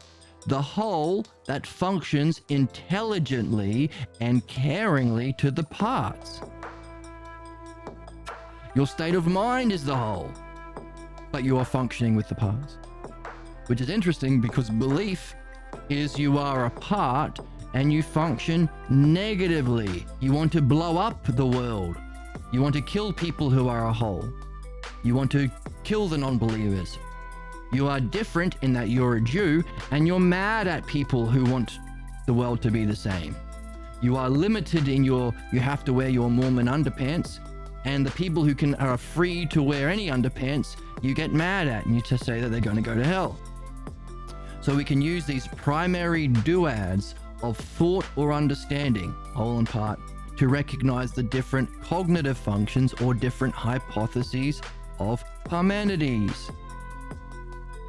For instance, we've got the first five that we've been talking about, the first five hypotheses. Let's talk about belief and materialism, the two kinds of ignorance. Belief, you identify with the lesser. I am a part. I am just a Jew. I am different from the Muslims. I am always in motion. We're always fighting a cosmic war against the forces of evil. We're always limited. I have to wear my magic Mormon underpants. And if I want to do sexy things, it has to be soaking. Dude, suck my dick. No, not in Mormonism. Oh my fuck. That's right. It's only soaking. They're a weird group. They're always in time. They never experience out of time. So, the nature of human conflicts is not just religion, that's just an easy way to see it, but all human problems are defined by a false belief, which can be understood by definition as the lesser of these pairs functioning at war with the greater. That's the fourth hypothesis. The fifth, which is materialism or strict dualism, says the whole doesn't even exist. We are only the parts, or no, it does exist, but we can't connect to them. Anyone who says you can know the whole of consciousness is a hippie and is doing woo-woo and fooey and la-di-da, and they ate too many mushrooms. So the fifth hypothesis is you are in the lesser and there's no connection to the whole. Belief, fourth hypothesis, you're in the lesser of those two. By the way, lesser, we're using the principle of lesser and greater, which is also the building blocks. That's just the triad. Truth, there is a lesser, a false, a greater, the truth, and there's the principle of true for there to be a model and copy. These are the building blocks, the threes. Third hypothesis, therefore, your state of mind is the whole, out of time, and you are functioning providentially. That's why it's an art, the art of dialectic. Now, what's interesting is we are seeing that there are two kinds of whole. The whole of mind, second hypothesis, consciousness, is the whole of all parts. It's out of time, it's eternal, it's the gods, but it's the gods that contain everything in time. It's the paradigm or model for all time. But there's a kind of self that transcends. It's a whole that transcends parts. It's the cause of the whole of parts, giving us that Venn diagram to understand the self, mind, and the physical world. So whatever happens, if it's an experience, is in the physical world, or here, if whatever is happening is a non-experience, so it's not happening in time, it's out of time in the way that's never touched by time, then you are encountering the self. No qualities experienced because qualities are parts. So none of this stuff. If that's what's happening, you can identify, I might be experiencing the self. Now that's very important because people do have these experiences of self, sometimes in dreams especially, but because there are no qualities, it's different than anything else that has ever been experienced, because all experience is either in mind, out of time, or whole of all parts, or out of time that also incorporates the model of time, or it's in the physical world. Imagine experiencing something with no qualities. It'd be sight seeing itself as sight. But what would you look at? You're the same. There's no difference to point at. There's no many, it's just a pure one. There's nothing unlike to distinguish. See the problem? That's the importance of philosophy, or understanding what we're doing here. We're understanding itself, so that people who do encounter the self can recognize it and not ignore it or forget it or dismiss it or not see its significance. It's even more it's the self as the whole with no parts is even more, it's the ultimate spiritual state, even greater than the penultimate of mind. That's the significance of learning not only the terms, but the structure of terms.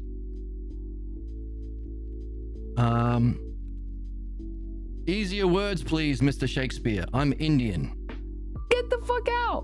Get the fuck out. You're Indian? Die mad about it, bitch.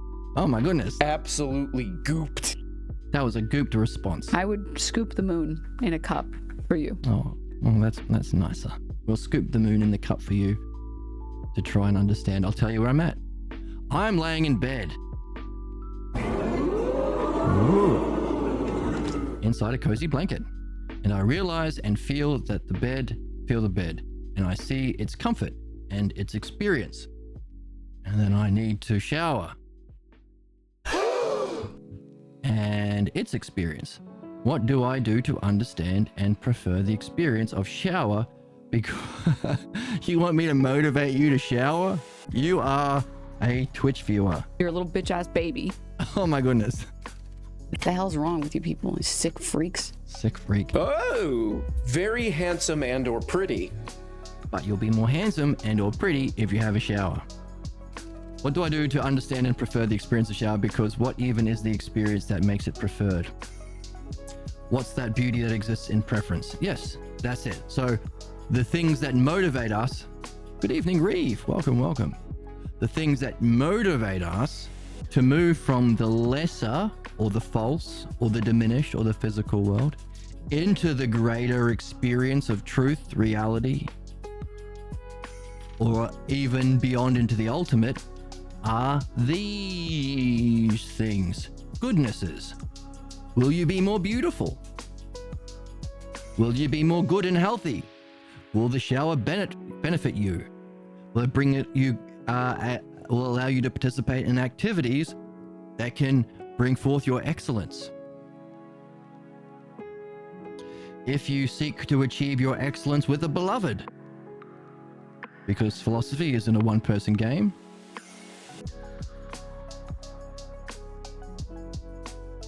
These triads we've been talking about. How's your world, Reeve? Dude, suck my dick. No, don't do that. Oh my fuck. Oh my fuck. I meant to say I'm going to get you. I'm going to find you. And I'm going to get you. in a playful way. I'm cute. Like, it's cutie Okay. pie. Calm down, Emma. We've been talking about the triads. You're tired. I'm joy maxing, okay? And if I aura mog you because I'm joy maxing so hard, that just sounds like your cortisol levels are spiking for no reason. That's right. Maybe it's because I'm joy maxing you and your cortisol levels are spiked. So we've been talking about the principle. This is from the book. Socrates points out, hey, anything that exists has some kind of existence.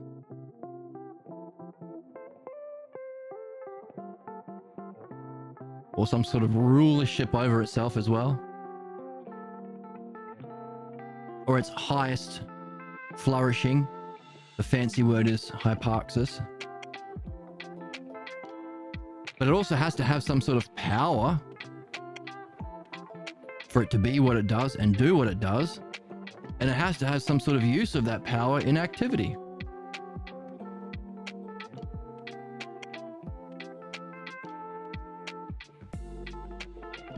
And you can even go one step further. You could say activity itself has to have a kind of existence, a kind of power, and something that it does. So we have a little triangle here, a little triangle here, a little triangle here. Those are the gods. Oh, and there has to be some existence, power, and activity that protects this triangle. So rules over all of them, giving us 4 triangles. 1.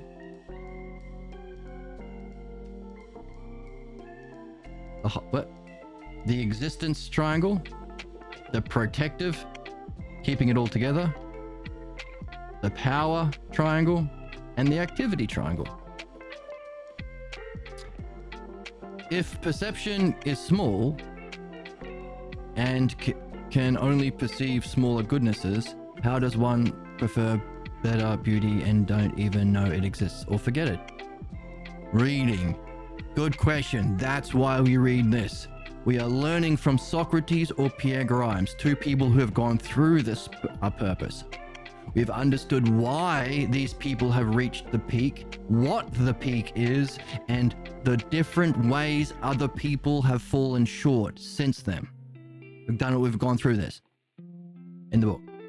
So the reason why we read Socrates, Balboa translation only, and Pierre Grimes is because they're someone who has reached the mastery and they are sharing understanding, allowing us to reach where they are at. So you're right, we have to perceive a higher good or a good on a hypothesis beyond what we're doing. That requires us to read from these people. That reading triad is called the activity triad. Now, when an activity moves you up to higher hypotheses that we've been looking at, that's called anagogic, an upward moving activity. Anagogic triad. So how do we perceive a higher beauty? We participate in this, the anagogic triad. How do we do that? Read. We have been learning how to read without interpretation. You could call that philosophy, because we're reading these kinds of books, or following the logos, because we are learning to follow the. Hey, you're not doing what you think is good. That's just your dumb opinions and beliefs that you got from your dumb parents, who got it from their dumb parents, who got it from their dumb parents, who got it from dumb cavemen. It goes all the way back down to the cave. Easy to see with dumb cavemen, harder to see when it's your own immediate parents because of their appearance of beauty when we're too young. But that's okay, we can have courage. Reading, getting the parts.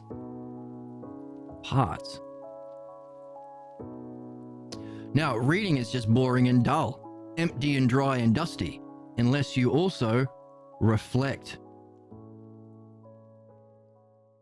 Or ousia is the fancy word that means to reflect upon yourself. Bringing it into a whole.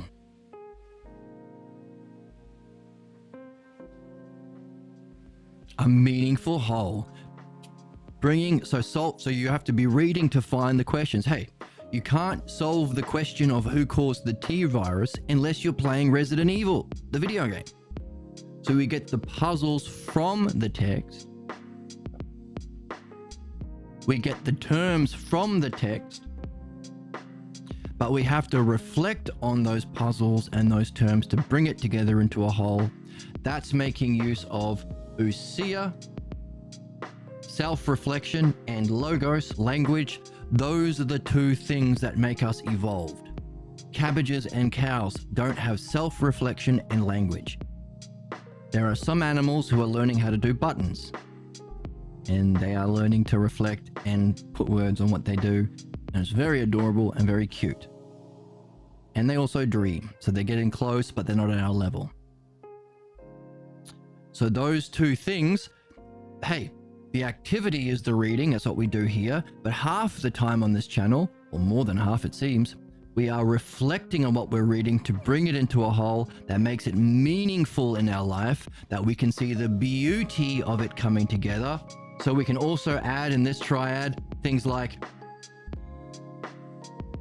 beauty as the parts come into the whole. Also, it's meaningful because we're applying it to our life. We can get inspired because we see we live in a universe where the parts can come into a whole. That inspires us. Notice we've got a whole bunch of terms here. It can be confusing to remember them. That's theology. Theology is taking all of these terms and giving it one idea: Aphrodite. That's theology. Notice belief or religion that's the cause of mass oppression, violence, suffering, disgusting, savage human functioning is taking it literally. It's not literal. Aphrodite represents reflection, whole, ousia, beauty, meaningful, inspiring. Just as reading, Apollo. That's theology. This part is metaphysics. The learning. Remembering it with a character, that's theology or mythology. When you have both of them coming together, you have the god Hermes. Hermes has magic shoes because he can race you up from a perfection of that activity to your highest state of existence, which is of course Zeus. So Zeus, Poseidon, and Hephaestus are the three gods that represent the ideal, with Zeus being the top. Hermes represents the dialectic.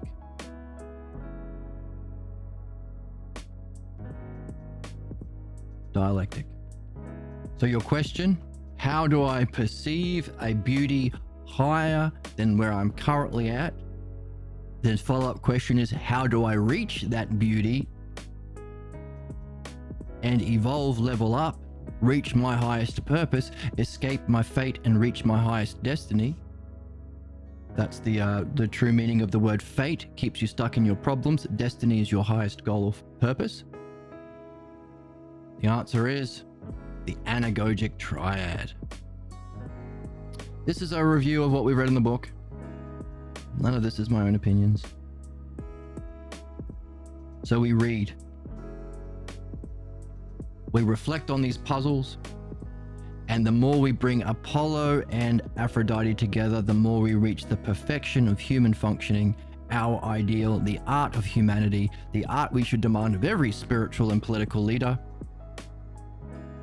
anyone with rulership over anyone else, the thing that every human being should be spending every day trying to master. So every school, every workplace, every whatever, the mastery of the dialectic. Hermes.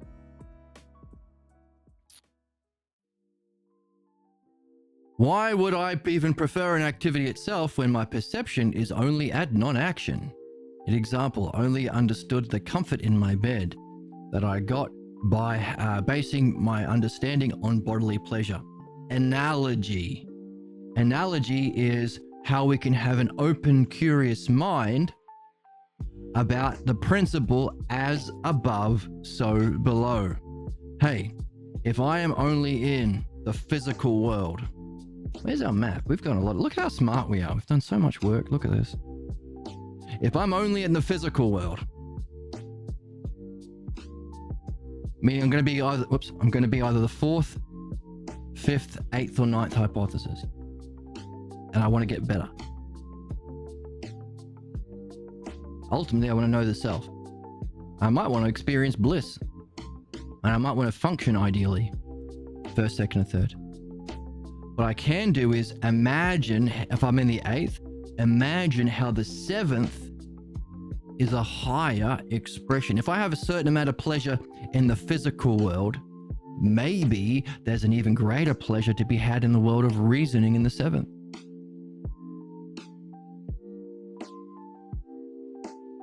You can understand your current position.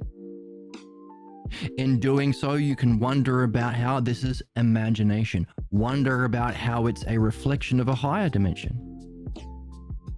Reading these books are necessary. How can you master an engine and become the best mechanic unless you're reading a book written by a master mechanic? How can you reach the highest state of self, know and show yourself authentically, reach your highest state of mind or pleasure or bliss, and also function as a good human being, an ideal justice human being, unless you're reading a book written by someone who's there? That's why we read on this channel and do sound drops. I'm eating the testicles of this What's bull, testicles? and I'm eating it raw bull balls. This is Always raw with the buffalo testicles. balls. You're always with the testicles today. Oh my God. He's so far up his own ass. It's a she, but I get what you're saying. What the hell kind of a show is this? What is this, the comedy mothership? Yeah, we are being a bit blue today, aren't we? Imagination is one way, reading is another way, or a conversation with someone like you, dialectic is another way. Just as Jesus thinks that this experience of the second hypothesis is peak. It's called the peak experience after all. Socrates is saying, hey, there's even a higher state.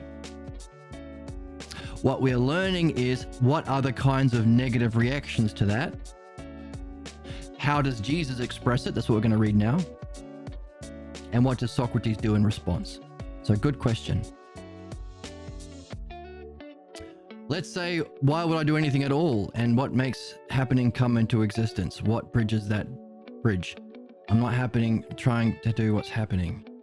And by the way, my problem isn't that I don't get what you're saying. It's just that these references aren't in my practice. So it excludes me and my use. Well, everything you do is this. Every one of these hypotheses contains within itself an ideal of self, an ideal state of mind, and an ideal way of functioning. You can develop within it. You can suck at being a materialist, or you can be the best materialist. You're always doing it. By virtue of being alive, you seek your good, and you seek to avoid your problems or badness. All we're doing is learning how to play the game you're already in. Notice there's no two ways, there's no third way, there's no neutral. You can't not play. By virtue of existing, you are a self that seeks to recognize itself as the first hypothesis, requiring understanding. If you are conscious of yourself, you have a state of mind, so you seek knowingness, the whole. If you function, you want to do it well. That's why we learn how to do things. I learned how to skateboard to do it well. You learn how to be a vet to help animals well.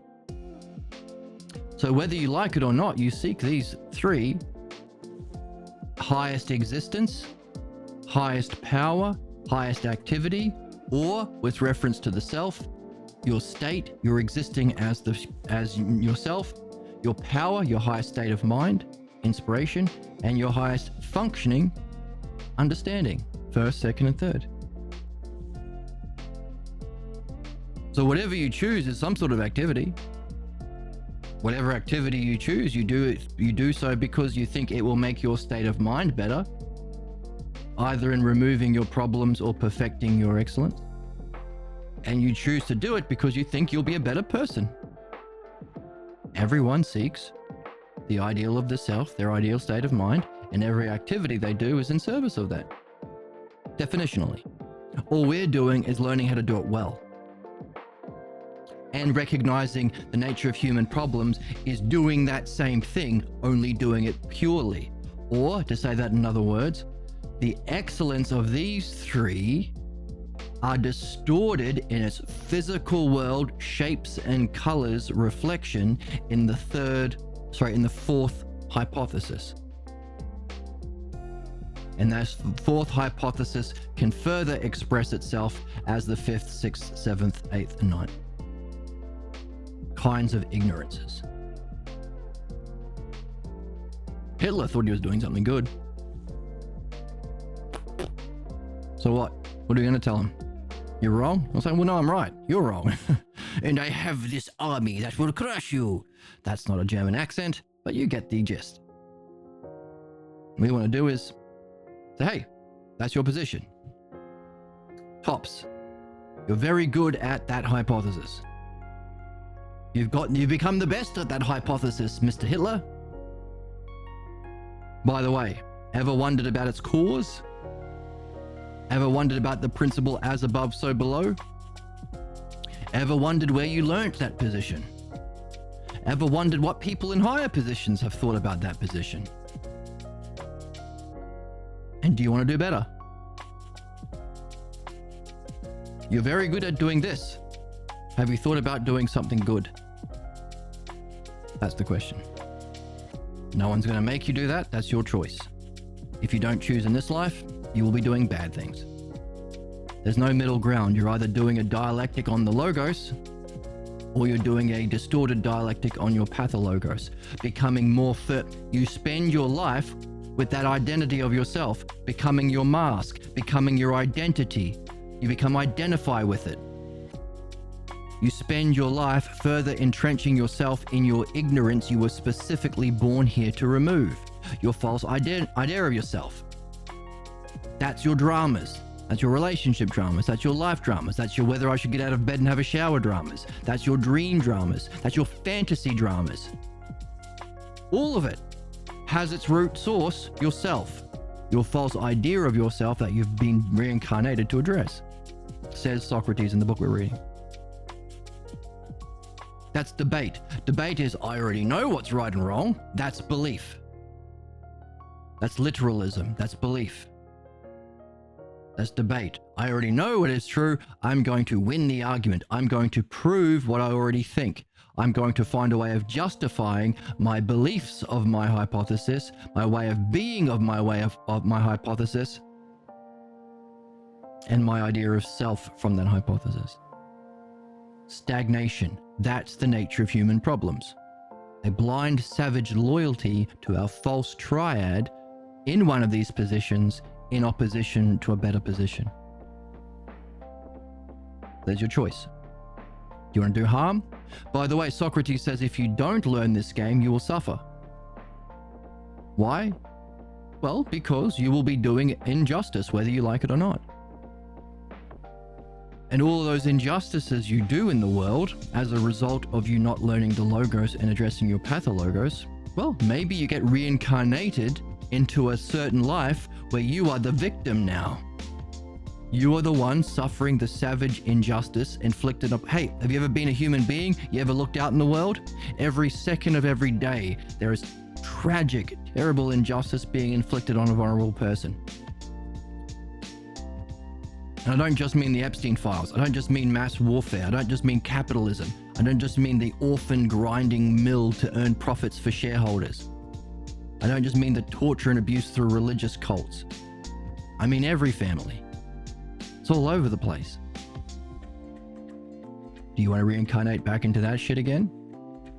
Or do you want to wake up and stop entrenching yourself in a false idea of self and play the fun game with us cool bros? We are cool. Cool as a cuke. And have fun reading the best books in the world and benefiting your life. My head is quite large and filled with secrets. Making your head quite large and filled with secrets. Problem is, I still sometimes feel staying in bed. Okay, like that recognition of desire, don't move. And that is due to addiction. Yeah. So we can say that your loyalty to a familiar, what's our triad again? Activity, Apollo, power, state of mind, Aphrodite, existence, Hermes. That's our true one. The activity that you're familiar with, that you're stuck in the habit of, leading to the certain states of mind that you're familiar with, keeping you entrenched in your false idea of self, is your addiction. You got it. That's what it is. That's what addiction is. That wants to stay in a smaller beauty because how easily I recognize that trap. Yeah. So what we're doing is learning why. Why are you addicted? Why? Maybe it's your highest experience of beauty. People have taken mushrooms and things and gotten over addictions because the thing they were addicted to they thought was their highest state of mind. But having a glimpse into a higher state of mind, second and third, maybe first, sometimes wakes people up. Dreams will help you in this way. Dreams will give you high states and low states, helping you in your development and giving you information about your addiction or problem. You didn't read previous messages, by the way. Didn't I?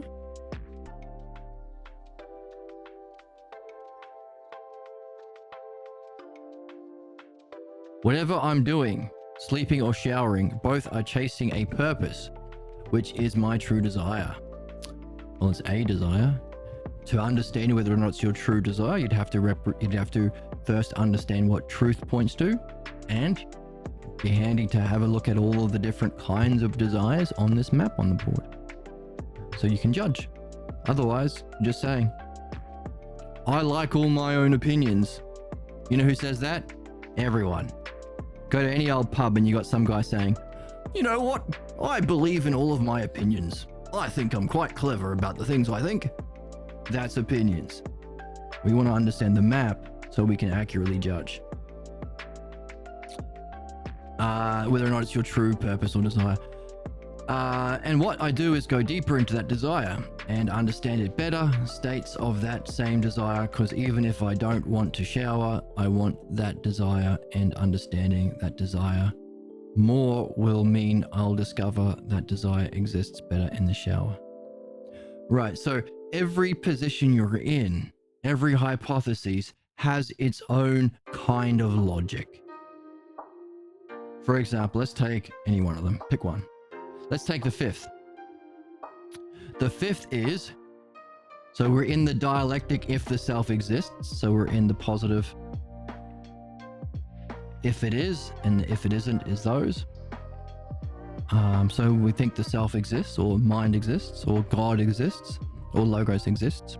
But they say all we can do, our highest level of desire, our highest level of beauty, our highest level of excellence, is the fifth hypothesis, which is what? The physical world in terms of parts. We are just parts. If there is a divine, he has long since abandoned us. Kind of makes sense. If there was a God, why would he watch me in the shower and care if I have a shower or not? It's better to come in the sink than to sink in the cum. Oh my goodness. Why would a God make those sorts of decisions about what's better? Hey, do the ants care about what you think? Why would God think about what we think? So there's a kind of self-fulfilling logic. There's also defense mechanisms. That's what you experience. So not only can you understand all of the logical positions, each of them, they have their own internal logic. They're not stupid. They're wrong, but they're not stupid. Problems are solvable, meaning there's an intelligibility and an internal logic. All distorted reflections of the true logic of the logos of self. So yeah, and it's important to say it. So everything you've typed down, write it out. Talk to your friends about it. What you're doing is you're not just understanding these positions, you are living them. Part of our journey is to go through these stages and feel what it's like. That makes us human, makes us better dialecticians as well. Understand your reasoning, understand your logic. Take notes of your triad, the logic, the reasoning, the arguments. Take notes of that's Apollo, Aphrodite, states of mind. What are the ups you feel? What are the lows you feel? Take note of, hey, what's the self when you think about going into the shower? Before you even think about your activity, before you even think about the states of mind of being a clean boy or a dirty boy. That whole line of reasoning begins with an idea of yourself. You imagine going into the shower. You imagine you going to bed. You don't say, should Tom Cruise have a shower? It's a different person. So that's meditation. Meditation is tracing back from the conclusion. Notice it's a reverse dialectic. You start with the conclusion. At the end of your fantasy, I end up as a smelly boy in bed and no girl will like me. And before when we're talking about this triad, by the way, we were saying, hey, that same triad, Apollo, Aphrodite leading to Hermes, can play out in relationships. You could be a philosopher, Apollo. You could meet a girl who's also got a good heart and good head, and together you two. What's happening outside? What the heck is happening outside? So this is the idea of there's some activity, Apollo, reading, philosophy, some power, Aphrodite, wholeness, beauty, and together you need to go together to reach Hermes, or our ideal, the dialectic. That can also be you, your beloved, and a shared ideal, a dialectician, philosopher, being the self, knowing and showing the self. So you can ask a question, am I going to be an attractive philosopher for a rare beauty like that if I'm a smelly boy in bed? And she will say, Calm your fucking tits. calm your tits.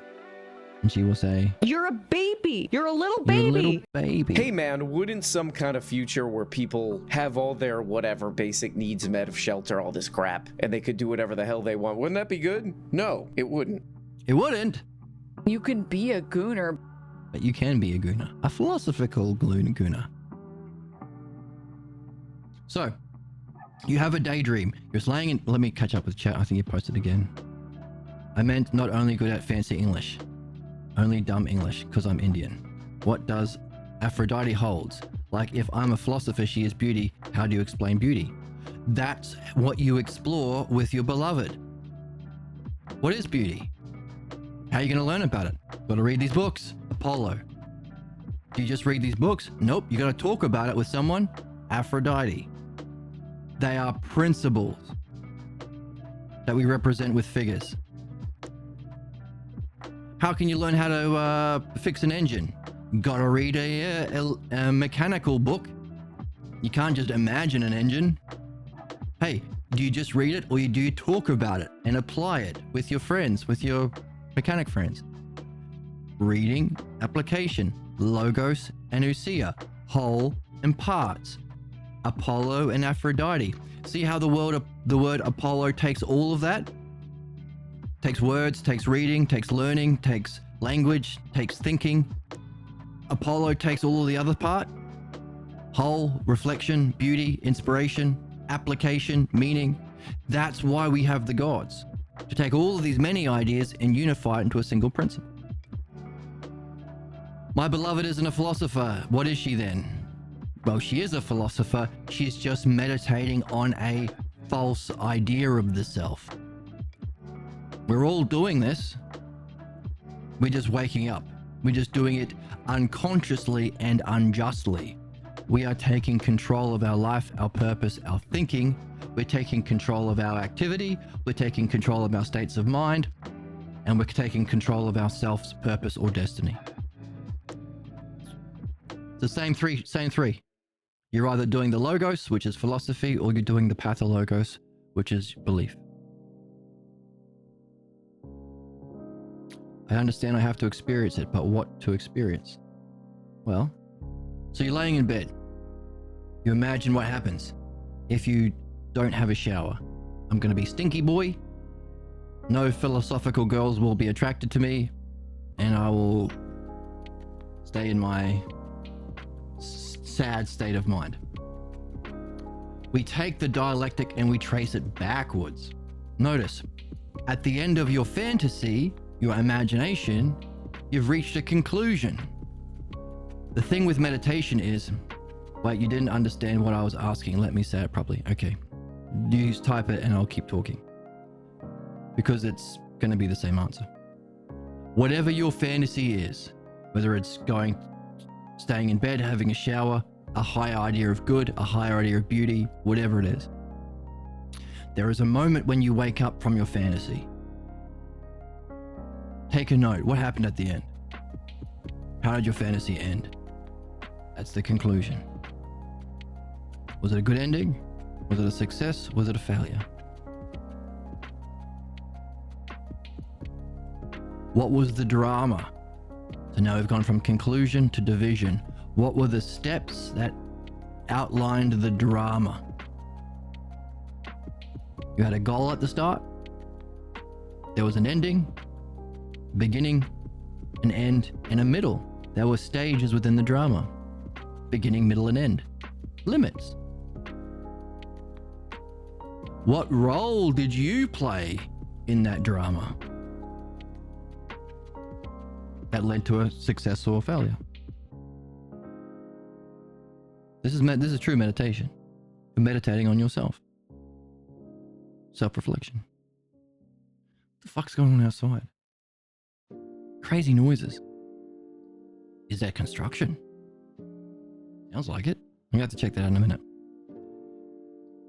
Okay, so division. What was your role? By the way, when you were playing that role that led to that success or failure, you had to be doing it from a certain type of soul, psyche, state of mind. Therefore, state of mind. What was your state of mind?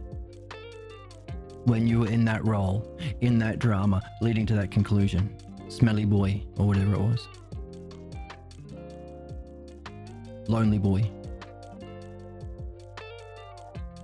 Therefore, behind that state of mind, what must be the idea of self?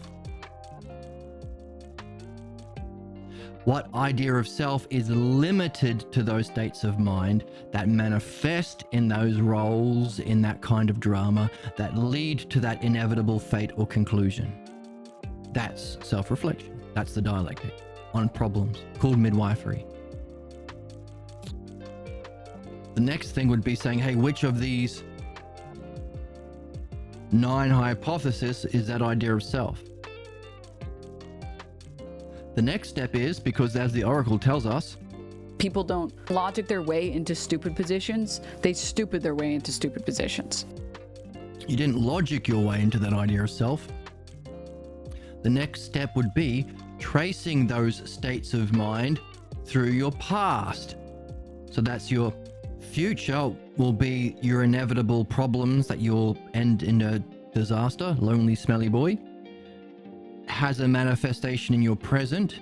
Do I get out of bed? Do I have a shower? Do I just stay here? But it will have a history through your past.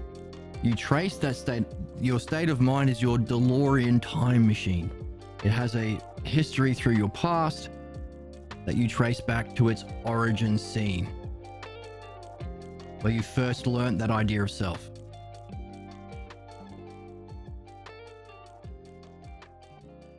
Personality maxing requires Wait. No, you're not. I'm always good. Where's the joy?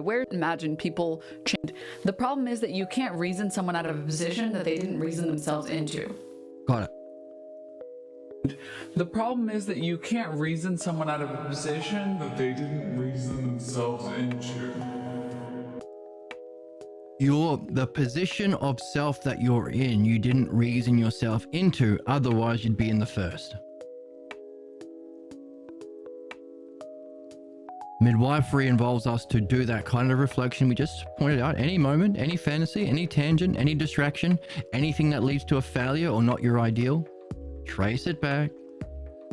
What was the drama? What was the role? What was the state of mind? And what was the possible idea of self? If you have an awareness of this map, even better, because now you can recognize the kind of self you must be identified with. But to get to what your idea of self must be, you have to trace that state of mind through your past. When were you in that state of mind yesterday? When was it last week? When was it when you were a kid? When was it at home? When was the earliest time in your house at home where you felt that state of mind? Earliest, most primary. Then you do a similar kind of reflection on what was happening there in comparison to what you thought was happening there, ideally with the guidance of a midwife. That's why you need another person. That's why we've been talking about becoming a clean, nice smelling boy to attract a beautiful philosopher girl or friend, because you need someone to ask you the questions. You can't see your own blind spots. Now, there are some special conditions where you can with dream analysis and other things, but it's very, very rare or close to impossible. It's a two-person game, at least. It's a multiplayer game. They can ask you a question about what you think happened then, comparing it to the actual thing that was happening then, so you can deduce the inferred. It wasn't made with words. You don't know what you think you are. You just think it's just you. The inferred image and belief about yourself, that's the cause of your problems that you have been reincarnated to have. That's the cause of your fantasies, your tangents, your distractions, all of the dramas that you play out in your life and in your sleep, and the reason you've been reincarnated. The art of helping others through that is the highest functioning of a human being. The dialectician. That highest functioning we are seeing being played out with Socrates and Jesus on the highest level. In order to go through this process, you have to take them to where they're at. What's your highest vision? This whole dialogue has been giving Jesus the opportunity to go through all of these hypotheses to his peak. Now he's feeling comfortable, he's feeling safe. All of the preconditions are met for Jesus to talk about his highest experience, Aphrodite, with his highest words, Apollo. And as a dialectician, what we have been doing the last couple of episodes is listening to his words to identify his highest vision within the map. Like a doctor, a patient comes in and you says, where does it hurt? Does it hurt here? And you poke him in the eye. Does it hurt here? And you flick him in the nose.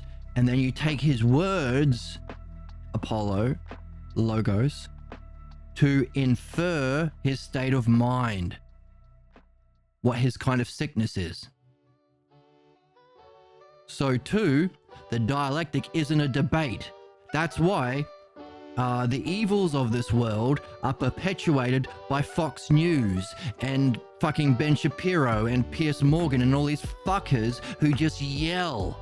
It is not the ideal conditions for people talking about their highest vision with their highest words.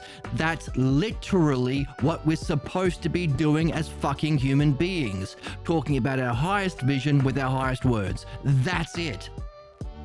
Capitalism, slavery, trying to get all the Bugattis, trying to scam other people. All of these are things that make it harder to do that. Punishment. The sickness of human punishment. War, murder, the idea of sin that says that you're innately bad and therefore you have to be tortured. Punishment does the opposite, because if you tell your highest vision, your highest addiction, your highest idea of pleasure, then you could be wrong and now you get punished. Why? Because fucking sadists in the fourth hypothesis are looking for opportunities to inflict the same injustice their parents inflicted upon them to others. That's why Trump is always looking for opportunities to do fucking child abuse. It happened to him. Racist shit. It happened to him. Scamming people. It happened to him. Where do you think Trump learned it? Where do you think Putin learned it? Where do you think Hitler learned it? The fourth hypothesis, family pathologos upbringing, idea of beauty and justice. That's why this whole conversation has been a masterclass in our purpose as human beings, to create the ideal conditions for people to learn the language of their vision. Jesus had to learn the language, to learn the structure of how to talk about the vision. Just like with you, I outlined, this is the structure. You might have this brilliant idea, but unless you learn the dialectic of how to communicate it, it's going to fall on deaf ears. How are you going to... No one's gonna listen to you or understand you unless you can define it and then demonstrate it and then break it up into its divisions, leading us step by step through questions and answers to make sure we're on board. It's not a speech. It's not a debate, bro. Debate perverts. Debate dweeb. Ah, what a pull. What the hell's wrong with you people? You sick freaks. Those sick freaks.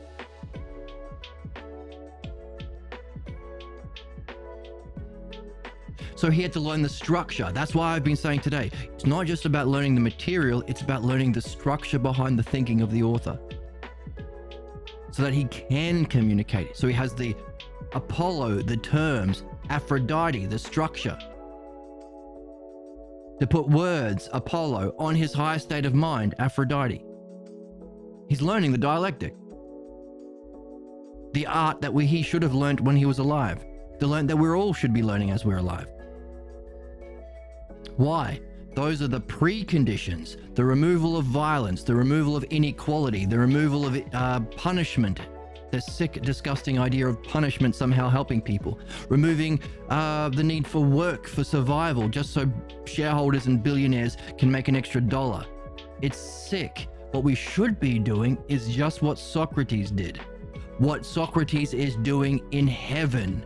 We could create heaven on earth by creating the conditions for this learning of understanding, third hypothesis, which includes both terms and structure that you can use to be honest and talk about your highest vision so that another dialectician like you or me or Socrates or someone with a good heart and good head can recognize your hypothesis level and then ask you the questions that's needed for you to go from that hypothesis to the next one up, the development of the soul. Therefore, every spiritual and person and every politician should know this. This should be 101.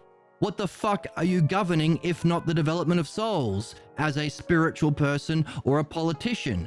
Therefore, any spiritual leader should lose their job immediately, as every politician should, unless they know this. This is simple. This is obvious to those who see it. Also obvious, those people who want to pretend to be dialecticians, knowers, who seek leadership roles as capitalists, as conservatives, as religious people, fight against it. Because as we've said, the nature of belief is the limited way of being in opposition to the greater. That's the nature of human savagery and ignorance. That's why few people listen. We'd rather pretend to be knowers of shit that's bullshit than actually open and curious and wanting to learn about the truth. But as dialecticians, we can recognize that and see the different kinds of interpretations or human responses to a better truth. So we can help navigate people through that, provided they want to. Can't force anyone to learn, but we can help them through those stages. So, the ideal conditions to talk about your highest Aphrodite vision state of mind with your highest Apollo words logos, which means a kind of learning. That's why we read on this channel. So that you can, the person you're talking to can identify your position and also lead you through that same dialectic we've outlined to the next stage. Now, there might be a case where you are so blocked you can't follow. Then you do the same dialectic working backwards from your conclusion. Notice the dialectic moves forwards step by step to the conclusion, definition, demonstration, division, conclusion, to the next stage. But if you are stuck, that means you're already stuck on a stage. You already have a conclusion. I can't follow you because I know better. Because I'm a Jew, because I'm a Christian, because I'm a Muslim, because I'm a whatever the fuck. Or I can't follow you because I know that I'm a small bean. I'm a small bean. I'm a bad noodle. I'm a woman, so I'm too stupid. Or I'm a sinner. I'm just bad. Or I'm never going to reach the stage of Jesus. I just know it. All of these are bullshit-ass conclusions that you can't carry simultaneous to developing. So that same person, the same dialectician, can, as we said, walk you through this, your fantasy. It's a fantasy. Notice, what do conservatives, capitalists, and clergy do with their power over others? Play out their false fantasies to children in locked rooms in Epstein Island.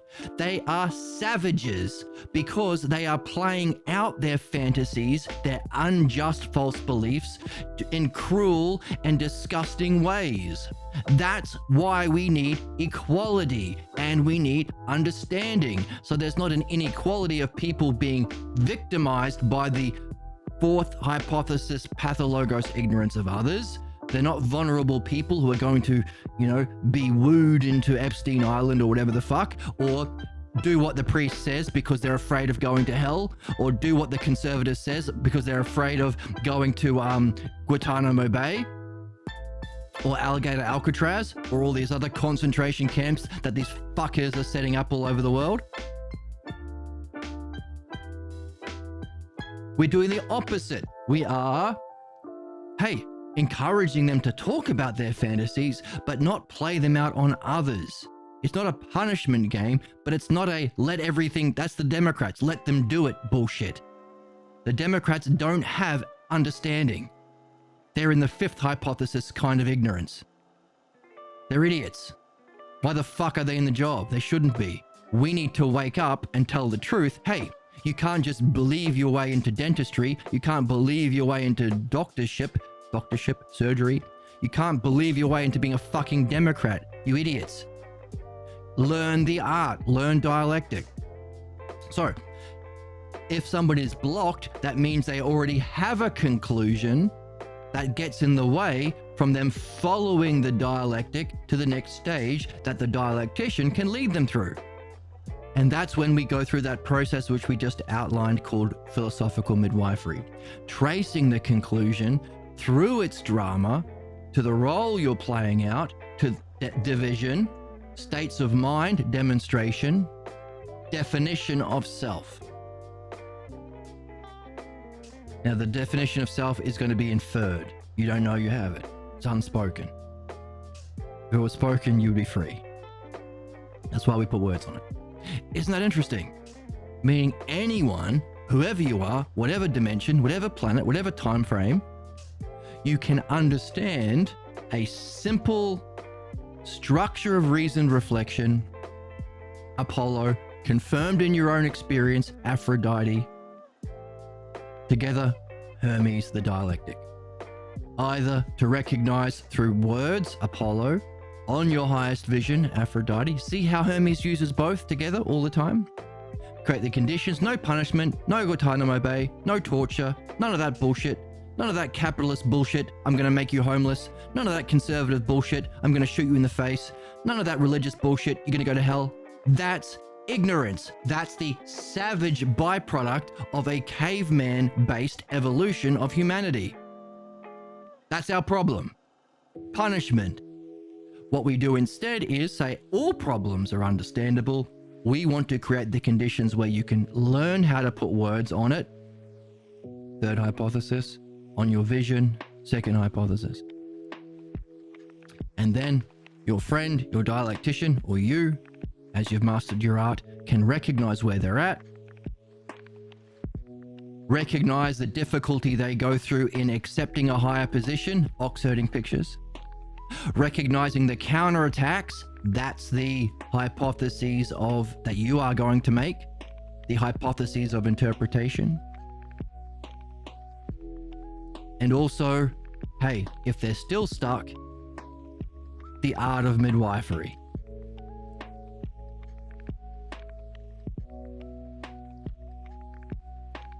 Meaning, in principle, all problems are solvable through midwifery, all human excellence is achievable through understanding. That's the dialectic. Or that's philosophy. And it's the same art for both, the dialectic. One more stage, you get both in dreams. You play out a drama in a role in states of mind to conclusions, both good and bad in dreams. Therefore, the highest human activity, the best thing you can do with your beloved, your friends, or your fellow philosophers is dream analysis. Not only that, it will give you the terms, Apollo. It'll give you the puzzles that you can solve. And as you're contemplating high states, it's the greatest kind of meditation or yoga. As you also get messages about your problems, it's the highest kind of psychotherapy. The only, well, the best, the ideal. Therefore, the highest human activity, art, dialectic, in the highest way, dream analysis. One more step, sharing it with others. This channel, part of being a human being is not just knowing the self, but showing the self. Creating your own dialogues. Creating your own mythology. Writing your own books. Meaning, the dialectic as our purpose, as the art for humanity, for all, art for all humans. You gain its definition,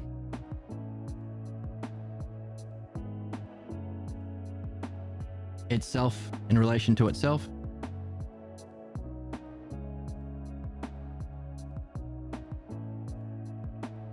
through reading.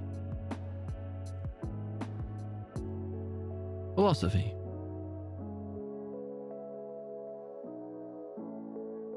The hypotheses. The highest application.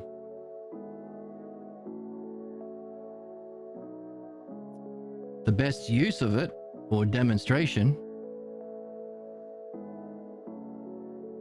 is to remove the problems you've been born to remove. Philosophical.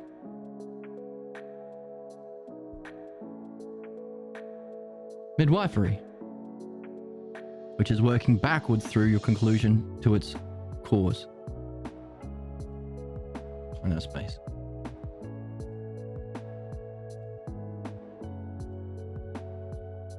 The greatest activity we can do as human beings, hitting all divisions, both of those, playing out in all possible divisions in your life, talking about your relationships, your fun, your joy, your goals, everything.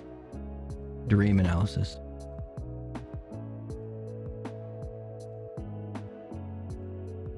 Not interpretation. Therefore, you need another person to ask you questions to reflect with. Therefore, have a shower, smelly boy. Attract those philosophical ladies. Analysis. I'm joking, of course. I'm sorry that you have a loser mentality about progress and you think that there's nothing you can do about it. But you can. Just have a shower. If you don't know, now you know. Now you know. And as a result, your conclusion, share it.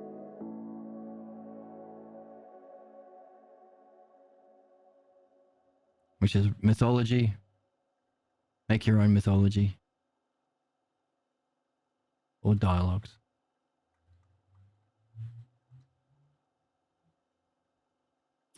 Now, what you could do is reflect on the dialectic of the dialectic, the four aspects of the single art we're here to do, and wonder about how much of these four is your dream master engaged in.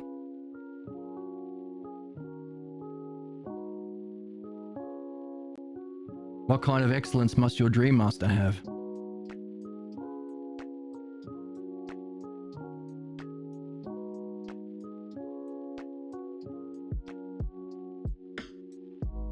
And how does that relate to the excellence of self and your purpose? Some people say destiny, purpose.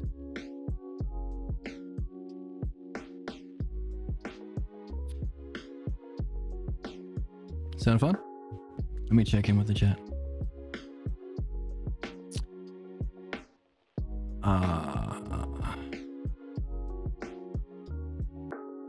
This is a side note, but I feel like you yourself are kind of addicted to this book. Fuck you. See, why say that? Why say that? You're just using words that I have used in a way that throws it back in my face for trying to help you. Why? Why? What role do you play when you take a superior position and try and shit on me? You don't fucking know me. You don't know this book. We're 160 episodes into this book. You know shit all about this book. Why did you want to play the role of the knower when you don't know anything? Is a legitimate question. Why were you motivated to do that? All of this time I've spent reflecting on you, not passing on anything to do with belief. Simple understanding, breaking it down step by step, and your reaction was trying to play the knower about something you don't know. Notice, how did we play knowing roles differently? I used a understanding of the text to break it down step by step so you could follow and understand. You could also apply it in a way that benefits you. How did you use your supposed knowing role? Did you break it down step by step? No. Did you offer any benefit? No. You just tried to shit on me. Why? Where did you learn that? It wasn't from me. It wasn't from this book. Who taught you that being a knower was just throwing words back in someone's face to shit on them? That's a legitimate question. You won't make progress until you address it. That's the nature of all human problems. Why couldn't you be open and curious? Did you get a kick out of shitting on someone? Did it make you feel like a big man? Did you help anyone? Nope. Did you hurt anyone? Sure, you hurt yourself. But why? People don't logic their way into stupid positions. They stupid their way into stupid positions. Who taught you this position? It wasn't Socrates. You're addicted to this book. What the fuck do you know? You're just learning about the nature of addiction. And as soon as you learned a word, your first reaction was to throw it at someone as an insult? By the way, did mummy or daddy do that to you?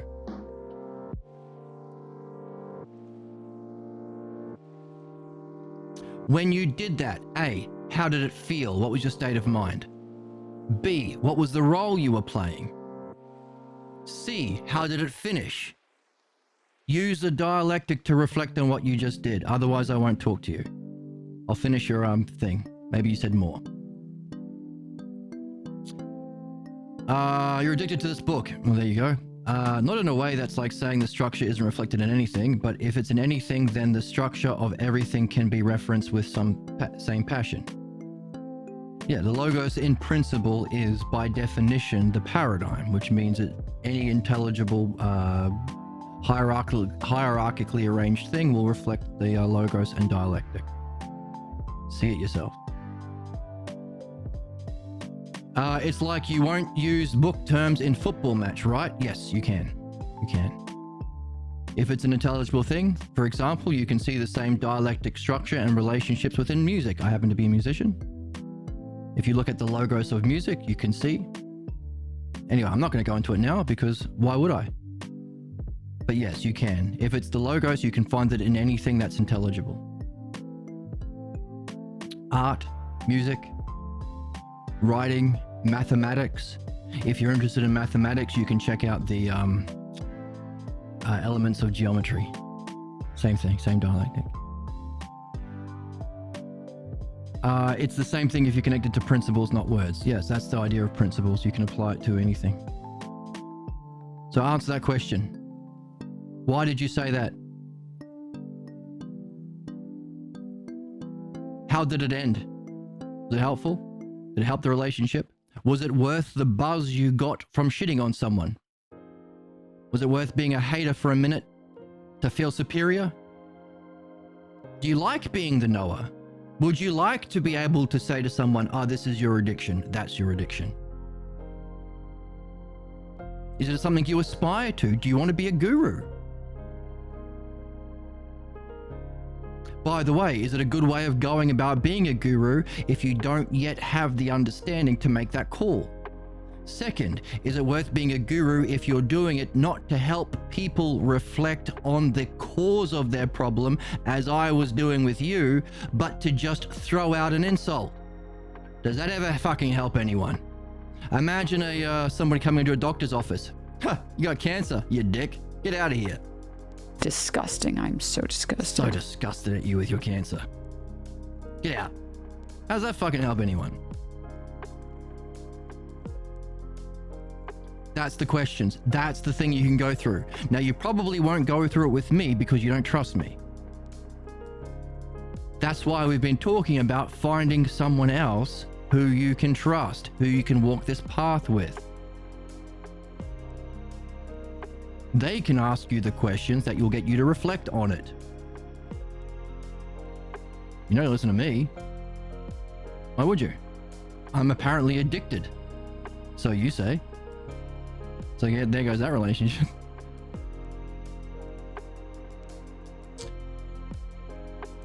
All right, so there comes, let me go back a little bit. There's a beauty, and then philosophy is to get closer to that beauty, if you say so. But what if I find difficult is? what I find difficult is if there is always me working, doing philosophy and words writing, getting close to that beauty, but what that beauty is I can never describe. That's why we read, we learn the language. When I kind of don't even know what it is, that's philosophy. We learn the nature of that. That's what we're doing here. And it ends up feeling philosophy and beauty have no connection. Philosophy just sets the stage and then beauty comes. So everything you've learned about philosophy is garbage by definition, because we haven't been able to learn true philosophy until the last 20 years, where we've had a true translation of the Socratic texts. What you learn at school isn't philosophy. It's philodoxia. We've covered this in the book. That's the last thing we were reading. Socrates is saying, hey, what is passed off as philosophy is the love of opinion. So part of the difficulty is this. Philosophy has been in the hands of scholars, says Socrates, not philosophers. As interesting as those commentaries might be, they are a far cry from participating in living dialogues, as we have been doing today, that explore truth and reality. Again, look at those who are called philosophers, and you will see very quickly they are lovers not of wisdom, that clear and brilliant light of being, which you could call beauty, but philodoxias, lover of opinions. Your opinion that I'm addicted to whatever the fuck. Your teacher's opinion about this or that. Kant's opinions of this or that. You can be a gooner. You can be Gooner a bait. That's gooner bait. I'm eating the testicles of Okay, this. enough about testicles today. Too much testicle talk today. That's the issue. So what we're learning here is not only learning how to read, which is different than anywhere else where you learn how to read. We're learning philosophy. That's different from anywhere else that you'll find how to do philosophy. Balloons.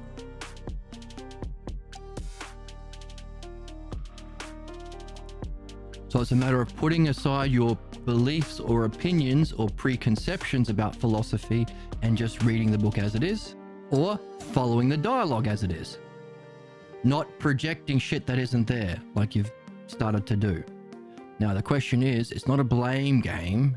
Everyone does that at some stage. You get as far as you can get, and when you're challenged to be open and curious about a stage beyond where you've gone, you throw out your insults. You try and take over the conversation, just as many times through this dialogue, Jesus has tried to take over the conversation from Socrates, despite him being ignorant. Despite him talking to a fucking philosopher. Go to any channel that talks about understanding. You'll find the stupidest idiots pretending to know shit while hurling insults at people. That's why people say, judge me by my haters. What we do here is ask the question, why? Do you want to keep doing that? You want to be better. You're very good at playing this role. You're very, very good at playing the role you learnt from your family. How to shut down any kind of reflection that challenges your family way of being. You're a good zombie or a good foot soldier for your family clan. That's right. Everyone is. But do you want to do good? Do you want to do good? You're good at doing bad, but do you want to do good? If so, here's the map. If so, recognize the interpretations or counterattacks that come up.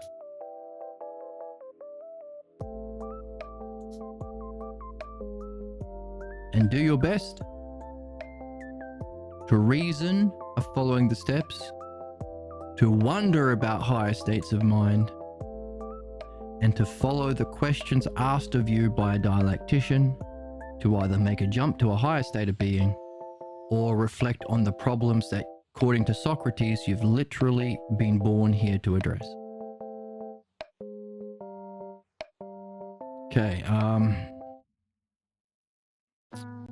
no control over beauty. The only works that I think I'm beauty at all times.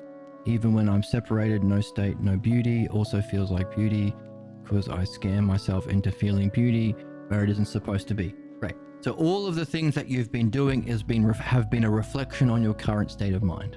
It's good. Write them down. We even distinguish them from what are Aphrodite, what are states of mind that you've described. Apollo, what are the words? What are the key words in your reflections? Because those key words and those states of minds are messages about yourself, your false image of yourself. Remember the triad?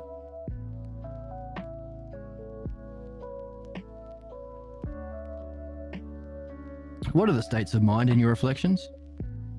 In reference to beauty? What are the key words? Notice Aphrodite and Apollo. They will represent an unsuspected idea of self that you are carrying. That's your problem. So what? You can't just solve your problem. Doesn't work that way. You address your pathologos at the same time with the logos. Everything I say about beauty will just be another opinion. Everything you say about beauty will just be an expression of your pathologos current stage, your current stage of the hypothesis, level of vision and understanding of beauty. It's like when you're a kid and you want to be a vet. Everything you say about how cats and dogs come to be, dogs are transgendered cats and cats are homosexuals. That's nothing. That's just your opinions. That's your beliefs you carry with you. You have to also be reading a veterinary science book or talk to a teacher where you can learn the logos of self, of mind or beauty. That's here, the second hypothesis. And of course, understanding and the dialectic. As we're doing both. You have to have, as somebody has once said, you have to have your nose in a text. Which text? Socrates, translated by Balboa or Pierre Grimes. Possibly also Homer. Now we are finally getting a translation of Homer. I think you're a few chapters into translating the Odyssey for the first time. So that's exciting. That's why there are plenty of books by Socrates translated by Juan Balboa, and there are plenty of texts by Pierre Grimes. We are no shortage of books to read. This one is a fucking banger, perhaps the best. Up there at least.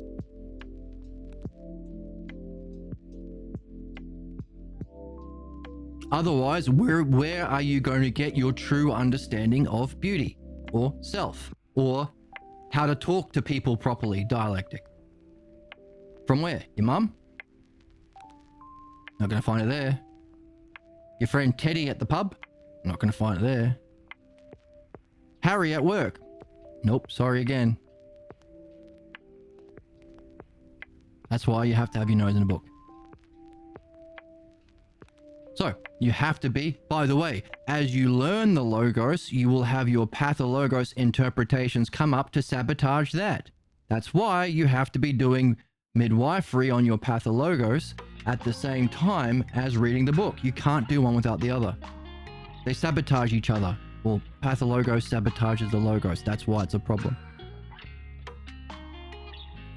You can't solve your problems without learning the truth. You can't learn the truth without addressing your problems.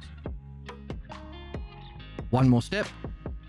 You can't do those things properly because you'll have blind spots unless you're also doing, you guessed it,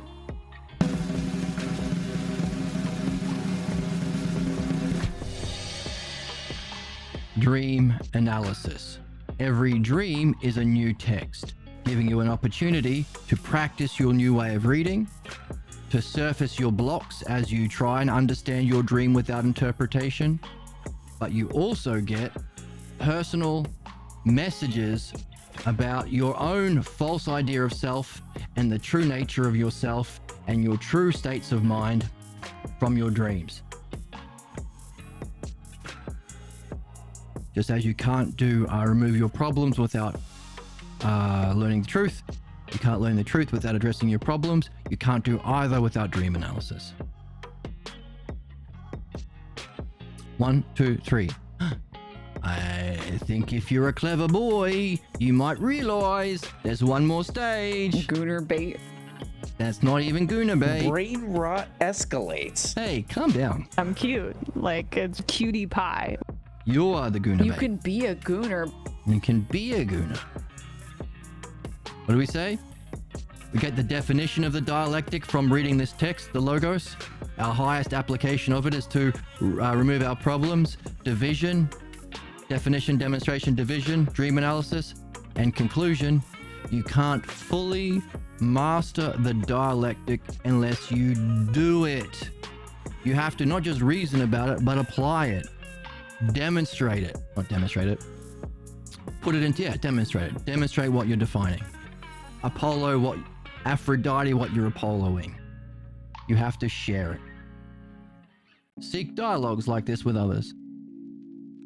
Share it. That can be in dialogues, dream analysis, of course, which also includes philosophical midwifery, but also in your own books that you make. Your own dialogues, your own mythology. That's the method. So any question that you ask will be answered in the same way. How do I find a better idea of beauty? These four. Which is a dialectic on the dialectic. How do I remove my problems? These four. Dialectic on the dialectic. See, here they are. The dialectic structure applied to the dialectic itself. You can join the channel. You can follow along. You can make it a daily routine. I try and stream as much as I can. It's find someone else with a good heart and good head to walk this path with you, if you're lucky. They're rare. That's the game. Those questions I asked about that role that you took up at that moment are legitimate. I wasn't being mad at you. I wasn't being mean to you. I was asking legitimate questions. I wasn't babying you. I wasn't being polite to you.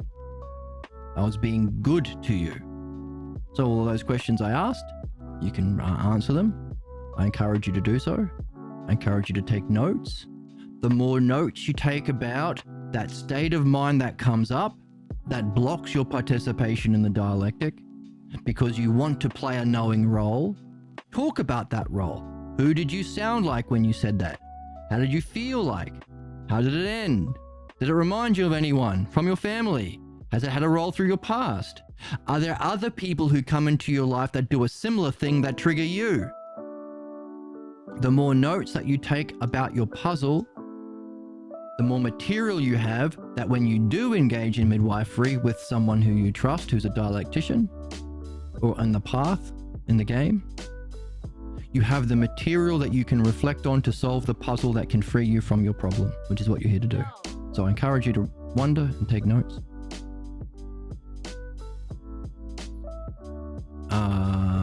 I recognize, I'm sorry. Oh, good for you. I recognize that when you say lesser English, dumb it down. It's a language thing. I'm not understanding virtue, hypothesis, etc. Oh, okay. Let's start with hypothesis. Hypothesis means a theory. An if statement. These 9 hypotheses that Socrates got from his teacher Parmenides, we don't know if they're true. They are what's likely. If the self exists, these are the 4 possible ways of talking about the self. If the self exists, this would be its highest existence. This would be its highest functioning. This would be its imitation in the world of appearance. And this would be, again, the imitation of understanding in the world of appearance. They're hypotheses. If you can verify them as you go through them. But so long as they're objects of understanding, they're all ifs. Those are the 2 things we deal with in philosophy. We carry a question sack. So as we read, we develop questions. And as we learn how to structure our thinking through the dialectic, we can develop hypotheses, ifs. We carry both. You don't have to pick a team. I'm a Christian. I only use Christian answers. No, fuck that. Take it in your sack. If it's true that Jesus was magic, then this happens. But hey, take some Jewish ideas, why not? If it's true that Moses did this and whatever, then this. Take Socrates. By the way, the more that you learn how to reason, the better your hypotheses become. That's a hypothesis. The hypothesis is an outline of the 9 possible ones that you could have. Now, by understanding that there is a structure here, we can fill in the missing gaps. Why is there only one hypothesis in the realm of self? Where's our model and copy, or model and activity? Why are there not 2 hypotheses of self? And if all these have a possible way of being that rejects it, where's its opposites? These are 3 questions we are carrying in our question sack as we go. And we've had a few shots at making hypotheses. What it would be like. Maybe this is the self and this is the pathologos. Maybe this is the 9th oxherding picture and the 10th. We have yet to go back into the oxherding pictures. But that's hypotheses, a theory. But you use the highest understanding. You use the dialectic to create the most likely if hypotheses.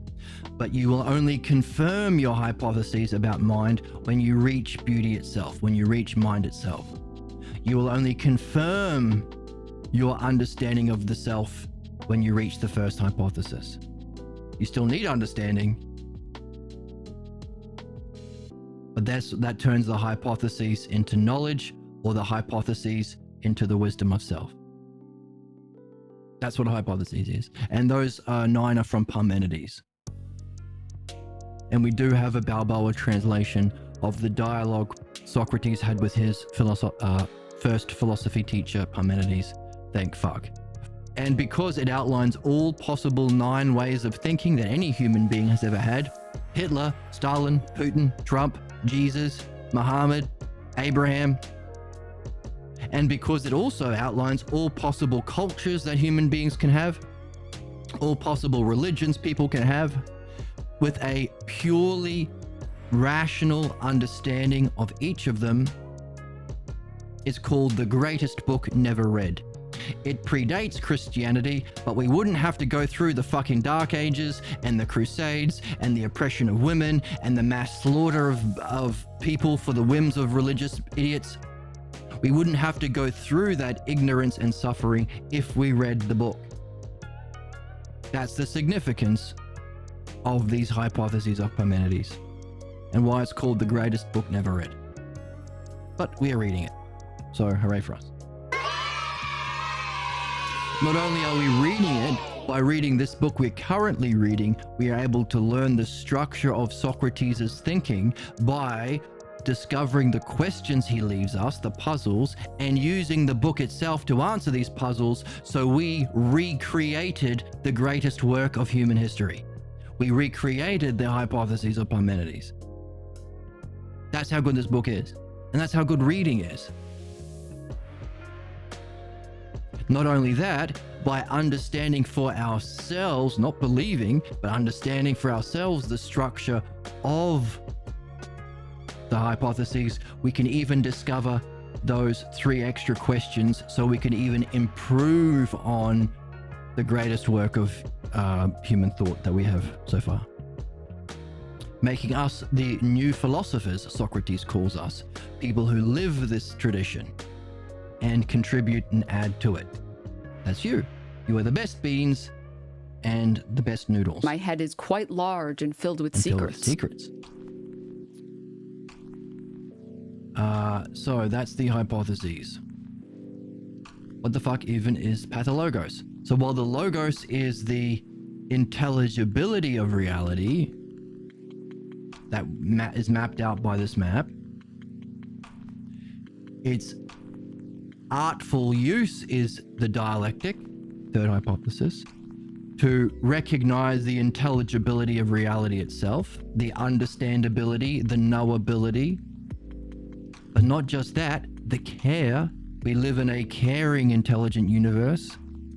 Again, that means nothing unless you see it for yourself. You'll always feel lonely, and you won't realize you live in a caring, friendly universe until you go through this yourself and you see it for yourself and confirm it for yourself. That confirmation of the intelligibility of reality is the second. That's knowledge or nous. And of course, all of this isn't the self. It's all a reflection. Therefore, what we are after is to recognize the self by seeing its logos. A logos that's greater than the greatest experience. So how do we know the self if there's nothing to see?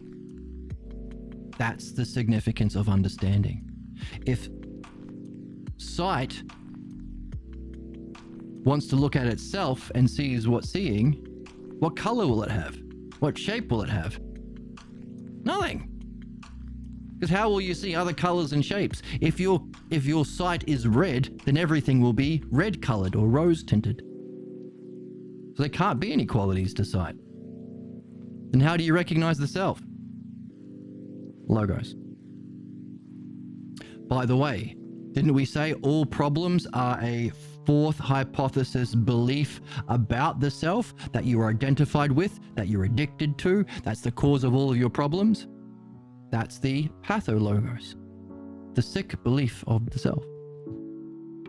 So our human excellence, defined by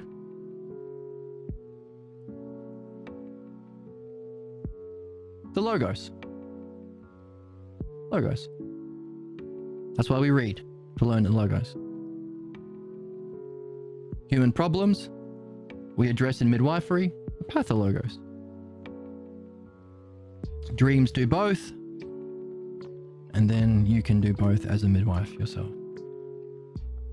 Good question. I guess we should have conversation on a call or something. Stream is very misinterpreting. Maybe.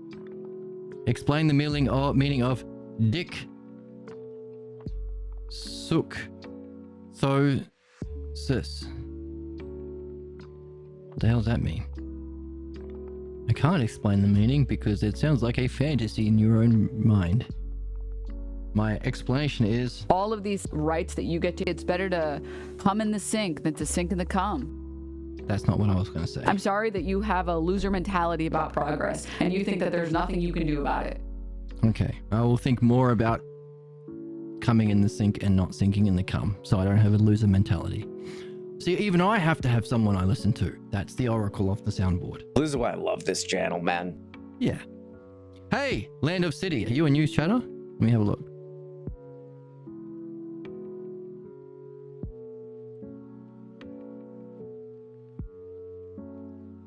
Oh, we've got auto mod. What's that? Hang on. What's going on in chat?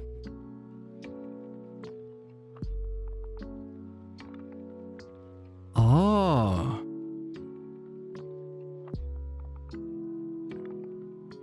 I think Ghost is doing, he's triggered. You were trolling. Oh. Were you triggered? Were you angry or something? What was going on? What was your state of mind? What do you mean? Why would you be trolling? Was there a joke? I like jokes. Was it funny? Can you explain what was going on? New chatter. Hello, new chatter. Welcome, welcome. For you, we have a drop. Spit on me. Oh my goodness. Don't spit on Emma. Progress didn't happen because feel joy. Try it. Try experiencing joy for once in your life. It might change your world. Might change your world. I've got a question for homework. Oh, Lord. This is what my life has been reduced to as a philosopher. Doing some random person's homework online. Oh my goodness. Couldn't ChatGPT do your homework for you? All right, let's read it. I need to ask someone to prove they aren't just a processor of existence. You want someone to prove to you. Shouldn't you prove to them? Isn't the onus on you to demonstrate your highest vision with your highest understanding and your highest understanding of the structure of the dialectic? Isn't that what we're here for? You want to make other people do your work for you? You could at least start by doing it yourself. But an experiencer of experience. Wait.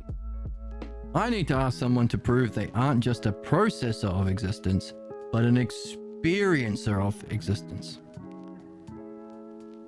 Okay, you're experiencing your own existence. Okay, I'm with you. How would you go about, what would be your metric or your criteria that you would be adequately convinced that that person has proven to you sufficiently for your standards? Is there any way to do it? Is that even possible? Lol, I'm stuck here. Maybe you're not. How do you prove you are experiencing your own existence? How do you prove it? What do you mean by prove it? So it sounds like you have to distinguish between the idea of processing and experiencing. Don't you process your experience? Like, how do you process your experience? Doesn't your eyes take in light and flip the image? Isn't there a whole bunch of processing going on for you to have a wholeness of experience? Aren't the two connected?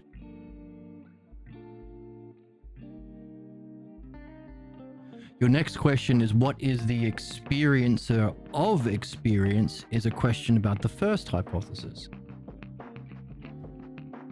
If experience is either in the realm of mind or the physical,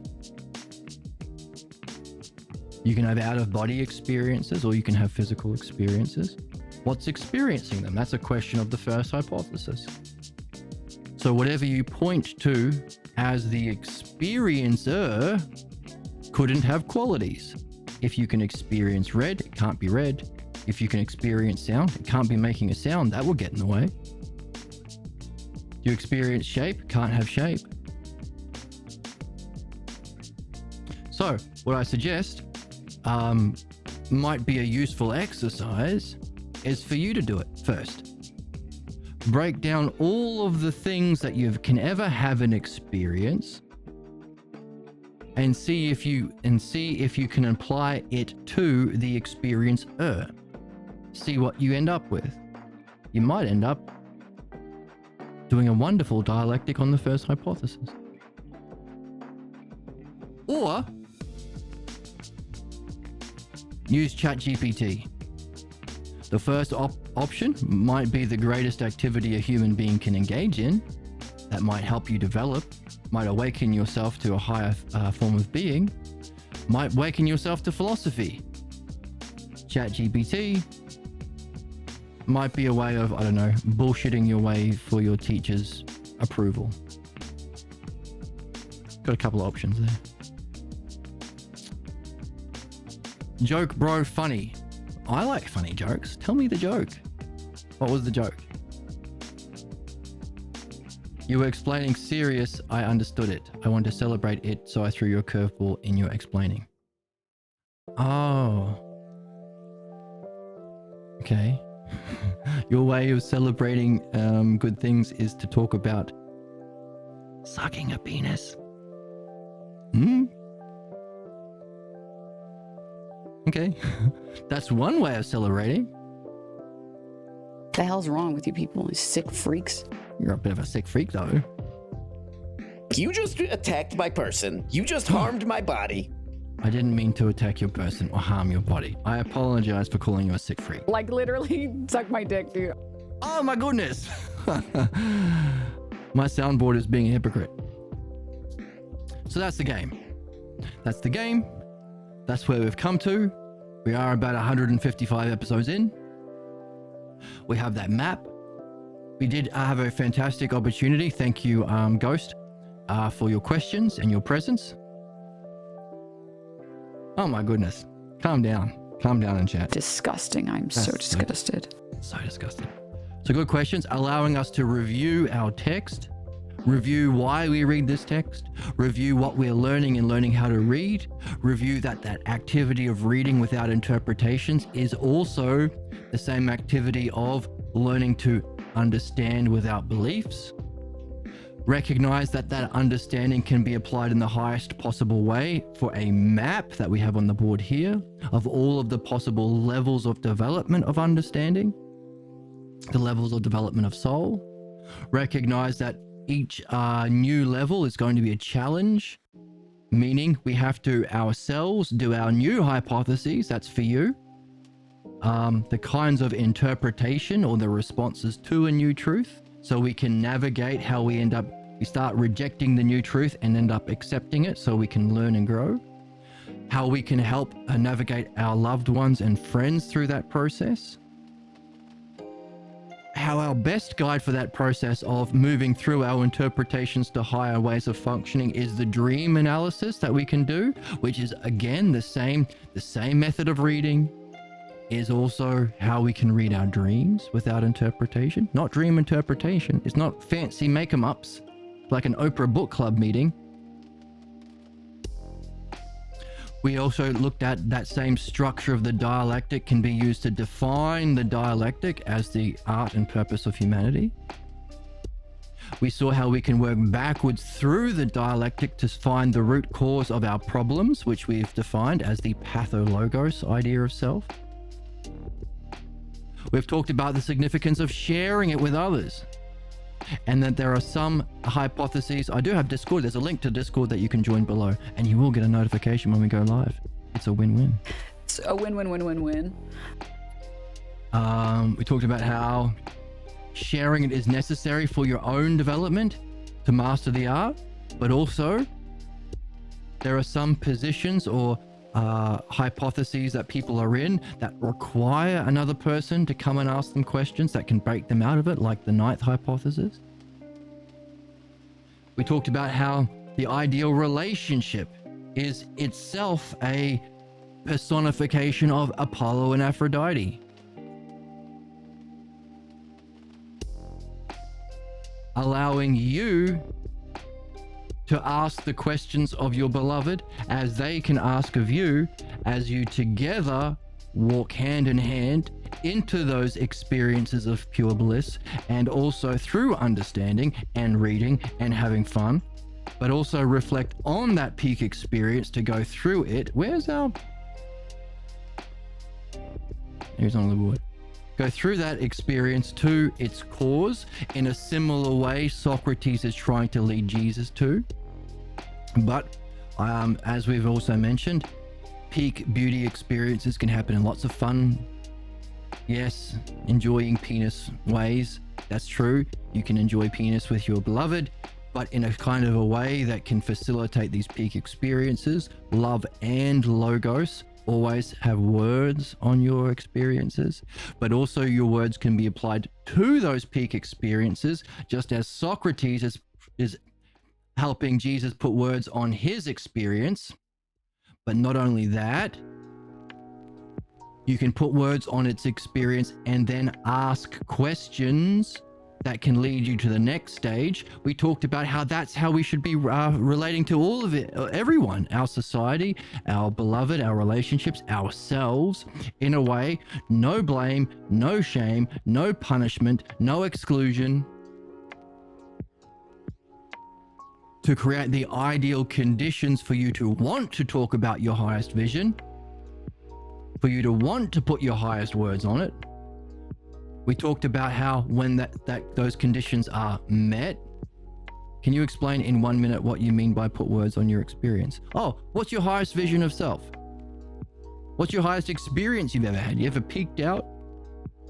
You ever taken a heroic dose of acid? You ever been walking down the street and all of a sudden a flash hit you? Right, love. Now, how can you use the logos that you've been learning, the conversation Socrates has been having with Jesus on that experience that you call love, to nail it down? Was it love or was it beauty? Is love a desire for something, or did you have it at that moment? If you had it, was it love or was it something else? These are the kinds of questions you can ask yourself to nail down your highest vision. Also, when you put more words on your peak experience, your friend or the dialectician or your beloved can use your words, Apollo, on your highest vision, Aphrodite, to figure out what expression of beauty you're in. Is that a ninth hypothesis expression, or is it a fourth high? Hey, is it like someone says, oh, I saw Mother Mary when I was singing Kumbaya to Jesus? That's a peak experience in the fourth. So, we talked about how that same art of dialectic, again, to use the words people use to recognize their state of mind or vision, and the inferred idea of self that's kept them trapped in whatever hypothesis they're in, whether it be Donald Trump or Putin or your best friend or Socrates or Jesus. Everyone's in one of these stages. And we can reflect on the words that they put on their highest vision of self-reality or beauty or justice to recognize what it's in. We can trace them back through their ideas to their false pathologos idea of self to free them from their position if they're stuck. Or that same dialectician can ask them questions about the next stage, or maybe there are different kinds of movements they can make on a higher hypothesis. Therefore, the same art of dialectic for reading, for dream analysis, for talking to people, for helping people grow, for helping people solve problems, and for sharing our higher state of being, both in this lifetime and beyond, is the dialectic. That's the game. Hooray. So understanding love through words, the goal is going deeper, the understanding of that exactly. So by putting words on that experience, you can go deeper into that experience. So it's a kind of contemplation, meditation. You're putting words on, you're reflecting on that experience, going to it deeper. The more you understand it, the more you can integrate that experience. The more you understand that position within a greater whole, the more you might be able to be free from that experience to go to a higher level of beauty. That sounds neat. And next time, what we're going to look at is what happens if someone's had a peak experience of beauty, and understanding that love takes me to a higher hypothesis. Yes. Yes. Our desire for a higher beauty, love. That's the symposium, by the way. And we're close to ending this book. Maybe the symposium is the next book we read, because it's about love and logos in an ideal relationship. Through love of a higher beauty, we can reach these higher states and ultimately the self. Diotima, a lady, a master of the logos. So even women can be perfect beings or masters of the logos. And gurus, as Diotima was to Socrates. That might be a fun thing that we can read next. So next time, we're going to look again at the kind of reflection Jesus made so we can pinpoint his hypothesis through his words. Logos. We're going to see what Socrates did, what questions he asked him to encourage him to a higher level, see if we can put that on the map. We can have a look at what Jesus says in response and see if we can put that within our new map of interpretations or counterattacks. Did Jesus have a bit of a pissy fit? Did he have a bit of a butt hurt? Was he drinking the copium? And we can see what happens to how does Socrates respond to Jesus in a new way in the dialogue, because Socrates is no longer in an open, curious, well-intentioned state of mind. Now he's playing the knower.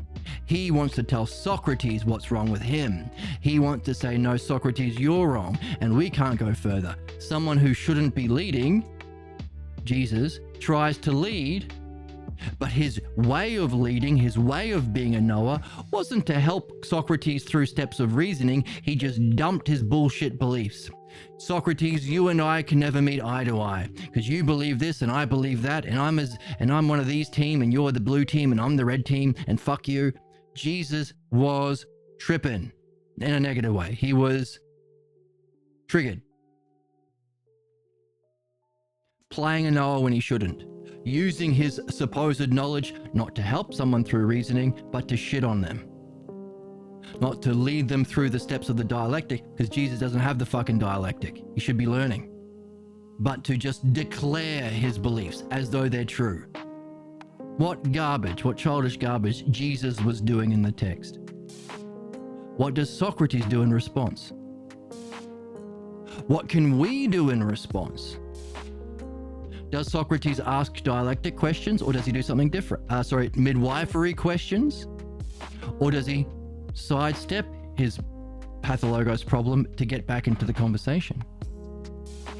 If he doesn't address his pathologos idea of self as the cause of his counterattack, how far can the conversation go? What is logos? One more time, please. That's a question. What is the logos is a big one. I can't answer that for you. That's one of the ones you should carry in your question sack. And the more we read, the more you will learn about the logos, the more you'll be able to define it, see how it functions, see how it works, come to a conclusion. That's a good one though. Keep that question. Don't let it go. Polish it up nicely. Carry it when you read. To carry a question is to be on a quest.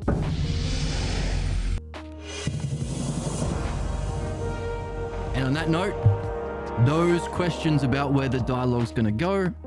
And by the way, wasn't it wonderful that we had a experience in chat of going through the dialectic as Socrates did, facing a pathologos block as Socrates did, asking a few questions maybe. I don't know whether Socrates is going to do that or not, but then getting it back on track, back in an open, curious state of mind, back following the logos.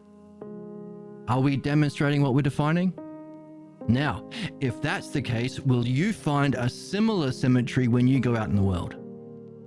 Whatever it is you're going to do today or tomorrow, whoever you talk to, will you find a possibility to explore the other person's highest vision with words, logos?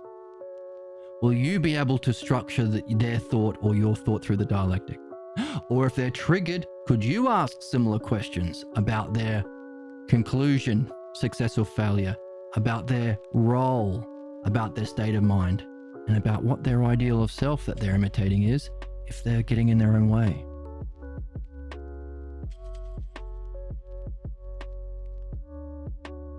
Best of luck.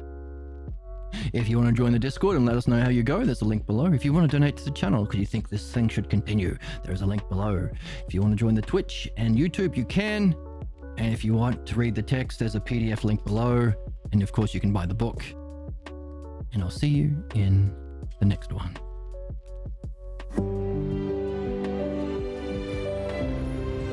Bye.